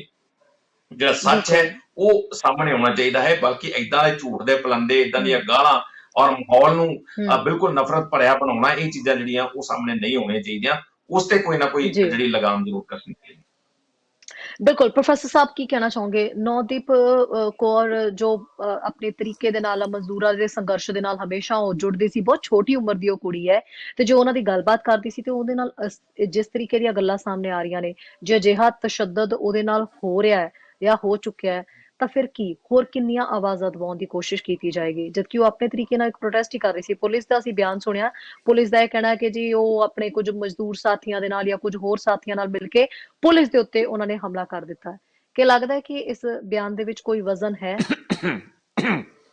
ਦੇਖੋ, ਇਹ ਇੱਕ ਬਹੁਤ ਹੀ ਅਹਿਮ ਕੇਸ ਹੈਗਾ। ਔਰ ਮੈਂ ਤੁਹਾਨੂੰ ਦੱਸਾਂ ਕਿ ਜਿਵੇਂ ਐਨਵਾਇਰਮੈਂਟਲਿਸਟ, ਉਹ ਯੰਗ ਲੜਕੀ ਜਿਹੜੀ ਸਕੂਲ ਗੋਇੰਗ ਲੜਕੀ ਸੀਗੀ, ਗ੍ਰੇਟਾ ਥਨਬਰਗ ਜੰਦੀ, ਜਿਸ ਕਿਸਮ ਨਾਲ ਉਹਦੀ ਗੱਲ ਚੱਲੀ ਸੀ, ਇਹ ਬਿਲਕੁਲ ਉਸੇ ਕਿਸਮ ਦਾ ਹੀ ਕੇਸ ਹੈਗਾ ਜਿੱਥੇ ਹਿਊਮਨ ਰਾਈਟਸ ਵਾਇਲੇਸ਼ਨ ਦੇ ਕੰਟੈਕਸਟ ਵਿੱਚ। ਇਹ ਮੁਕਤਸਰ ਨੇੜੇ ਕੋਈ ਪਿੰਡ ਹੈਗਾ, ਉੱਥੋਂ ਦੀ ਮਜ਼ਦੂਰਾਂ ਦੇ ਘਰ ਦੀ ਲੜਕੀ ਹੈ। ਇਹ ਦਲਿਤ ਲੜਕੀ ਹੈ, ਇੱਕ ਦਲਿਤ ਹੈ, ਦੂਸਰਾ ਲੜਕੀ ਹੈ, ਤੀਜਾ ਮਜ਼ਦੂਰਾਂ ਦੇ ਵਿੱਚੋਂ ਹੈਗੀ ਹੈ ਨਾ। ਤੇ ਉਹ ਖੁਦ ਮਜ਼ਦੂਰ ਉੱਥੇ ਸੀਗੀ, ਔਰ ਜਦੋਂ ਉਹਨਾਂ ਦੇ ਮਜ਼ਦੂਰਾਂ ਦਾ ਡਿਊ ਨਹੀਂ ਸੀ ਦਿੱਤਾ ਜਾ ਰਿਹਾ ਤੇ ਉਹਨਾਂ ਨੇ ਪ੍ਰੋਟੈਸਟ ਕੀਤਾ। ਇਹਨਾਂ ਨੇ ਅੱਗਿਓਂ ਉਹਨਾਂ ਨੂੰ ਦਬਾਉਣ ਦੀ ਕੋਸ਼ਿਸ਼ ਕੀਤੀ, ਔਰ ਕੁੱਟਮਾਰ ਹੋਈ ਹੋਊਗੀ ਜਾਂ ਕੁਝ ਵੀ ਹੋਇਆ, ਉਹ ਤੇ ਬਾਅਦ ਵਿੱਚ ਪਤਾ ਲੱਗੂ। 1 ਮਹੀਨਾ ਤਕਰੀਬਨ ਹੋ ਗਿਆ ਹੁਣ, ਇਸ ਵੇਲੇ ਉਹ ਕਰਨਾਲ ਜੇਲ੍ਹ ਦੇ ਵਿੱਚ ਹੈਗੀ ਆ, ਬੰਦ ਹੈਗੀ ਆ। ਔਰ ਇਹ ਖਬਰ ਦਾ ਪਤਾ ਲੱਗਾ ਆ, ਉਹਦੀ ਭੈਣ ਇੱਥੇ ਆਈ ਸੀ ਕੇਂਦਰੀ ਸਿੰਘ ਸਭਾ ਚੰਡੀਗੜ੍ਹ ਦੇ ਵਿੱਚ, ਸੈਕਟਰ 28 ਦੇ ਵਿੱਚ। ਉੱਥੇ ਰਲ ਮਿਲ ਕੇ ਗਈ ਆ। ਅਸੀਂ ਉਹਨਾਂ ਦੀ ਹਰ ਕਿਸਮ ਦੀ ਮਦਦ ਕਰਨ ਦਾ ਵਾਅਦਾ ਵੀ ਕੀਤਾ ਆ, ਔਰ ਜੋ ਕੀਤਾ, ਜੋ ਕਰ ਸਕਦੇ ਆ ਉਹ ਕੀਤਾ ਵੀ, ਹੋਰ ਵੀ ਕਰਾਂਗੇ, ਕਾਨੂੰਨਨ ਤੌਰ ਤੇ ਵੀ ਕਰਾਂਗੇ। ਔਰ ਸ਼ਹਿਰੀ ਇਹ ਇੱਕ ਬਹੁਤ ਹੀ ਅਹਿਮ ਕੇਸ ਹੈਗਾ ਜਿਹਦਾ ਅਸੀਂ ਕਿਸੇ ਵੀ ਤਰੀਕੇ ਨਾਲ ਇਹਨੂੰ ਥੱਲੇ ਨਹੀਂ ਡਿੱਗਣ ਦਿਆਂਗੇ। ਅਸੀਂ ਪਰਸੋਂ ਪ੍ਰੈਸ ਕਾਨਫਰੰਸ ਇੱਥੇ ਕਰ ਰਹੇ ਹਾਂ, ਕੱਲ ਵੀ ਅਸੀਂ ਇਹਦਾ ਇੱਕ ਦਿਆਂਗੇ। ਕੱਲ ਵੀ ਇੱਕ ਬਿਆਨ ਅਸੀਂ ਕੇਂਦਰੀ ਸਿੰਘ ਸਭਾ ਵੱਲੋਂ ਇੱਥੇ ਦਿੱਤਾ ਸੀ, ਜਿਹੜਾ ਬਹੁਤ ਸਾਰੀਆਂ ਅਖਬਾਰਾਂ ਨੇ ਅੱਜ ਕੈਰੀ ਵੀ ਕੀਤਾ, ਜਾਣੀ ਜਿਹੜੇ ਇੱਥੇ ਦੇ ਰੀਜਨਲ ਪੇਪਰ ਹੈਗੇ ਆ।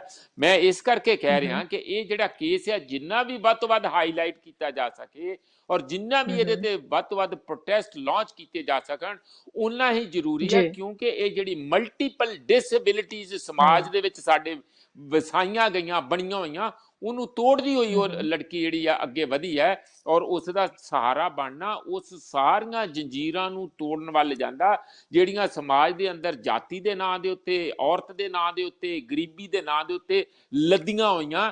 ਮੇਰਾ ਖਿਆਲ ਹੈ ਕਿ ਇਸ ਗੱਲ ਦਾ ਇੱਕ ਤੁਸੀਂ ਖਬਰ ਨੂੰ, ਇਸ ਨੂੰ ਹਾਈਲਾਈਟ ਕਰਕੇ ਟਾਈਮ ਦਿੱਤਾ, ਜਿਹੜਾ ਇਹ ਬੜੀ ਚੰਗੀ ਗੱਲ ਆ, ਔਰ ਸਾਨੂੰ ਸਾਰਿਆਂ ਨੂੰ ਉਹਦੇ ਨਾਲ ਖੜੇ ਹੋਣਾ ਚਾਹੀਦਾ। ਔਰ ਉੱਤੇ ਜਿਹੜੇ ਕੇਸ ਬਣਾਏ, ਮੈਂ ਲਾਸਟ ਗੱਲ ਦੱਸਦੇ ਹਾਂ, ਉੱਤੇ ਕੇਸ ਬਣਾਇਆ ਇਰਾਦਾ ਕਤਲ ਦਾ, ਧਾਰਾ 307 ਲਾਈ ਗਈ ਆ। ਇਸੇ ਤਰੀਕੇ ਨਾਲ ਇੱਕ ਹੋਰ FIR ਦਰਜ ਕਰਕੇ ਕੋਈ ਚੋਰੀ ਚਕਾਰੀ, ਕੋਈ ਇਹੋ ਜਿਹੇ ਵੀ, ਸਾਨੂੰ ਸਾਰਿਆਂ ਨੂੰ ਪਤਾ ਕਿ ਪੁਲਿਸ ਸਾਡੀ ਜਿਹੜੀ ਆ ਐਡੀ ਇੱਕ ਜਾਣੀ ਉਹਦੇ ਚ ਵੱਡਾ ਹਿੱਸਾ ਜਿਹੜਾ ਹੈ ਖੁਦ ਗੁੰਡਿਆਂ ਵਾਂਗੂ, ਮਾਫੀਆ ਵਾਂਗੂ ਬਿਹੇਵ ਕਰਦਾ। ਜਿੰਨੇ ਝੂਠੇ ਪੁਲਿਸ ਮੁਕਾਬਲੇ ਬਣਦੇ, ਜਿੰਨਾ ਕੁਛ ਹੁੰਦਾ, ਖਾਲੜਾ ਕੇਸ ਹੋਰ ਖੁਦ ਸਮੇਤ ਸੈਣੀ ਦਾ ਤੁਸੀਂ ਜਿਹੜਾ 30 ਸਾਲ ਤੋਂ ਕੇਸਾਂ ਦੇ ਚੱਕਰਾਂ ਦੇ ਵਿੱਚ DGP ਰਿਹਾ, ਇਹਦੋਂ ਵੱਧ ਤੁਸੀਂ ਕੀ ਅੰਦਾਜ਼ਾ ਲਾ ਸਕਦੇ ਕਿ ਇੱਥੇ ਦੀ ਪੁਲਿਸ ਇਹੋ ਜੀ, ਜਿਹੜਾ ਕਿ ਮਲਤਾਨੀ ਕੇਸ ਦੇ ਵਿੱਚ, ਮਰਡਰ ਕੇਸ ਦੇ ਵਿੱਚ ਹੁਣ ਵੀ ਉਹ ਕੇਸ ਦੇ ਵਿੱਚ ਫਸਿਆ ਹੋਇਆ। ਮੈਂ ਇਸ ਗੱਲ ਤੇ ਐਮਫੇਸਾਈਜ਼ ਕਰ ਰਿਹਾ ਕਿ ਜਦੋਂ ਮੈਜਿਸਟ੍ਰੇਟ ਦੇ ਉਹਨੂੰ ਪੇਸ਼ ਕੀਤਾ ਗਿਆ, ਨਵਦੀਪ ਨੂੰ, ਔਰ ਉਹਨੂੰ ਡਰਾ ਧਮਕਾ ਕੇ ਕਹਿਤਾ ਗਿਆ ਕਿ ਮੈਨੂੰ ਸਪੈਸ਼ਲ ਮੈਡੀਕਲ ਜਿਹੜਾ ਐਗਜ਼ਾਮੀਨੇਸ਼ਨ ਦੀ ਲੋੜ ਨਹੀਂ ਹੈ, ਜਦ ਕਿ ਉਹਨੂੰ ਕੁੱਟਿਆ ਮਾਰਿਆ ਗਿਆ, ਟੌਰਚਰ ਕੀਤਾ ਗਿਆ, ਔਰ ਜਿਹੜੇ ਉਹਦੇ ਬਾਡੀ ਪਾਰਟਸ ਪ੍ਰਾਈਵੇਟ ਆ ਉੱਥੇ ਵੀ ਸੱਟਾਂ ਪਾਈਟਾਂ ਮਾਰੀਆਂ ਗਈਆਂ। ਇਹ ਬਾਹਰ ਖਬਰ ਆ ਰਹੀ ਹੈ।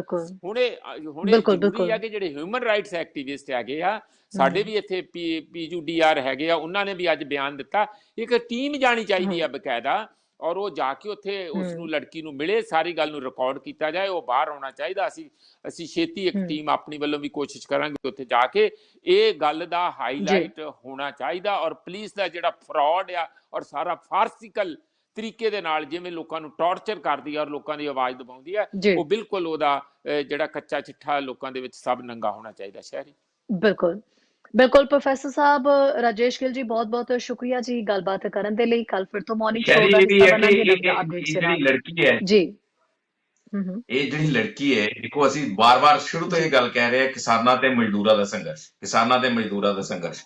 ਇਹ ਲੜਕੀ ਜਿਹੜੀ ਇੱਕ ਮਜ਼ਦੂਰਾਂ ਦੇ ਸੰਘਰਸ਼ ਦੀ ਇੱਕ ਮਿਸਾਲ ਹੈ ਕਿ ਕਿਸਾਨਾਂ ਦੇ ਮਜ਼ਦੂਰਾਂ ਦਾ ਸਾਂਝਾ ਸੰਘਰਸ਼ ਬਣਾਉਣ ਵਾਸਤੇ ਇੱਕ ਮਿਸਾਲ ਹੈ ਲੜਕੀ, ਤੇ ਇਹ ਇੱਕ ਮੁਜੱਸਮਾ ਹੈ, ਕਹਿ ਸਕਦੇ ਹਾਂ ਆਪਾਂ ਕਿ ਮਜ਼ਦੂਰਾਂ ਵਾਸਤੇ ਇਹ ਇੱਕ ਨਾਇਕਾ ਜਿਹਨੂੰ ਕਹਿ ਸਕਦੇ ਹਾਂ, ਉਹ ਹੈ ਇਹ ਲੜਕੀ। ਔਰ ਵਾਕਈ ਇਸ ਦਾ ਜਿਹੜਾ ਇਸ ਦੇ ਨਾਲ ਜੋ ਵੀ ਹੋ ਰਿਹਾ ਹੈ ਉਸ ਨੂੰ ਹਾਈਲਾਈਟ ਕਰਨਾ ਬਹੁਤ ਜ਼ਰੂਰੀ ਹੈ। ਬਿਲਕੁਲ ਬਿਲकुल ਅਸੀਂ ਸਾਰੇ ਮਿਲ ਕੇ ਇਹੀ ਕੋਸ਼ਿਸ਼ ਕਰਾਂਗੇ। ਰਾਜੇਸ਼ ਗਿੱਲ ਜੀ, ਪ੍ਰੋਫੈਸਰ ਸਾਹਿਬ ਬਹੁਤ ਬਹੁਤ ਸ਼ੁਕਰੀਆ ਜੀ ਗੱਲਬਾਤ ਕਰਨ ਦੇ ਲਈ। ਬਹੁਤ ਬਹੁਤ ਧੰਨਵਾਦ ਜੀ। ਜੀ ਸੋ ਮੈਸੇਜ ਅਸੀਂ ਸੁਣੀ ਲਿਆ ਕਿ ਜਿਸ ਤਰੀਕੇ ਨਾਲ ਮਨਦੀਪ ਪੁਨੀਆ ਦੇ ਨਾਲ ਹੋਇਆ ਸੀ, ਆਵਾਜ਼ ਚੁੱਕੀ ਗਈ, ਮਨਦੀਪ ਪੁਨੀਆ ਬਾਹਰ ਆਏ ਨੇ, ਹਾਲਾਂਕਿ ਉਹ ਬਹੁਤ ਸਾਰੀਆਂ ਗੱਲਾਂ ਆਪਣੀਆਂ ਦੱਸ ਰਹੇ ਨੇ ਕਿ ਉਹਨਾਂ ਨਾਲ ਕਿਸ ਤਰੀਕੇ ਦੀ ਤਸ਼ੱਦਦ ਹੋਈ ਹੈ, ਤੇ ਸੇਮ ਅਜਿਹਾ ਹੀ ਹੁਣ ਨੌਦੀਪ ਕੌਰ ਦੇ ਨਾਲ ਹੋ ਰਿਹਾ ਹੈ। ਸੋ ਸਾਰੇ ਮਿਲ ਕੇ ਆਵਾਜ਼ ਚੱਕੀਏ ਤਾਂ ਕਿ ਨੌਦੀਪ ਕੌਰ ਜਿਹੜੀ ਹੈ ਉਹ ਜਲਦੀ ਪੁਲਿਸ ਦੀ ਹਿਰਾਸਤ ਚੋਂ ਬਾਹਰ ਆ ਸਕੇ, ਤੇ ਜੋ ਵੀ ਉਹਦੇ ਤੇ ਤਸ਼ੱਦਦ ਹੋ ਰਹੀ ਹੈ ਉਹ ਕਿਤੇ ਨਾ ਕਿਤੇ ਹੁਣ ਰੁਕ ਸਕੇ। ਸੋ ਉਮੀਦ ਕਰਦੇ ਹਾਂ ਕਿ ਅਸੀਂ ਸਾਰੇ ਜਣੇ ਮਿਲ ਕੇ ਔਰ ਇੱਕ ਇਸ ਸੋਸ਼ਲ ਮੀਡੀਆ ਪਲੇਟਫਾਰਮ ਦੇ ਜ਼ਰੀਏ ਜੇ ਅਸੀਂ ਜੁੜ ਸਕਦੇ ਹਾਂ ਨਾਲ, ਤਾਂ ਨੌਦੀਪ ਕੌਰ ਦੇ ਲਈ, ਇਨਸਾਫ ਦੇ ਲਈ ਆਵਾਜ਼ ਸਾਰੇ ਜਣੇ ਮਿਲ ਕੇ ਜ਼ਰੂਰ ਚੁੱਕੀਏ। ਫਿਲਹਾਲ ਲਈ ਦ ਮਾਰਨਿੰਗ ਸ਼ੋ ਦੇ ਵਿੱਚ ਇੰਨਾ ਹੀ। ਕੱਲ ਫਿਰ ਤੋਂ ਨਵੀਂ ਅਪਡੇਟਸ ਦੇ ਨਾਲ ਤੁਹਾਡੇ ਸਾਰਿਆਂ ਦੇ ਰੂਬਰੂ ਹੋਵਾਂਗੇ। ਇਜਾਜ਼ਤ ਚਾਹੁੰਦੇ ਹਾਂ ਜੀ, ਸਤਿ ਸ਼੍ਰੀ ਅਕਾਲ। ਸਾਡਾ ਹਰ ਇੱਕ ਪ੍ਰੋਗਰਾਮ ਦੇਖਣ ਤੇ ਸਾਡੇ ਨਾਲ ਜੁੜਨ ਲਈ ਸਬਸਕ੍ਰਾਈਬ ਕਰੋ ਚੈਨਲ ਪੰਜਾਬੀ ਤੇ ਨੋਟੀਫਿਕੇਸ਼ਨ ਲਈ ਬੈਲ ਆਈਕਨ ਵਾਲੇ ਬਟਨ ਤੇ ਕਲਿੱਕ ਕਰੋ।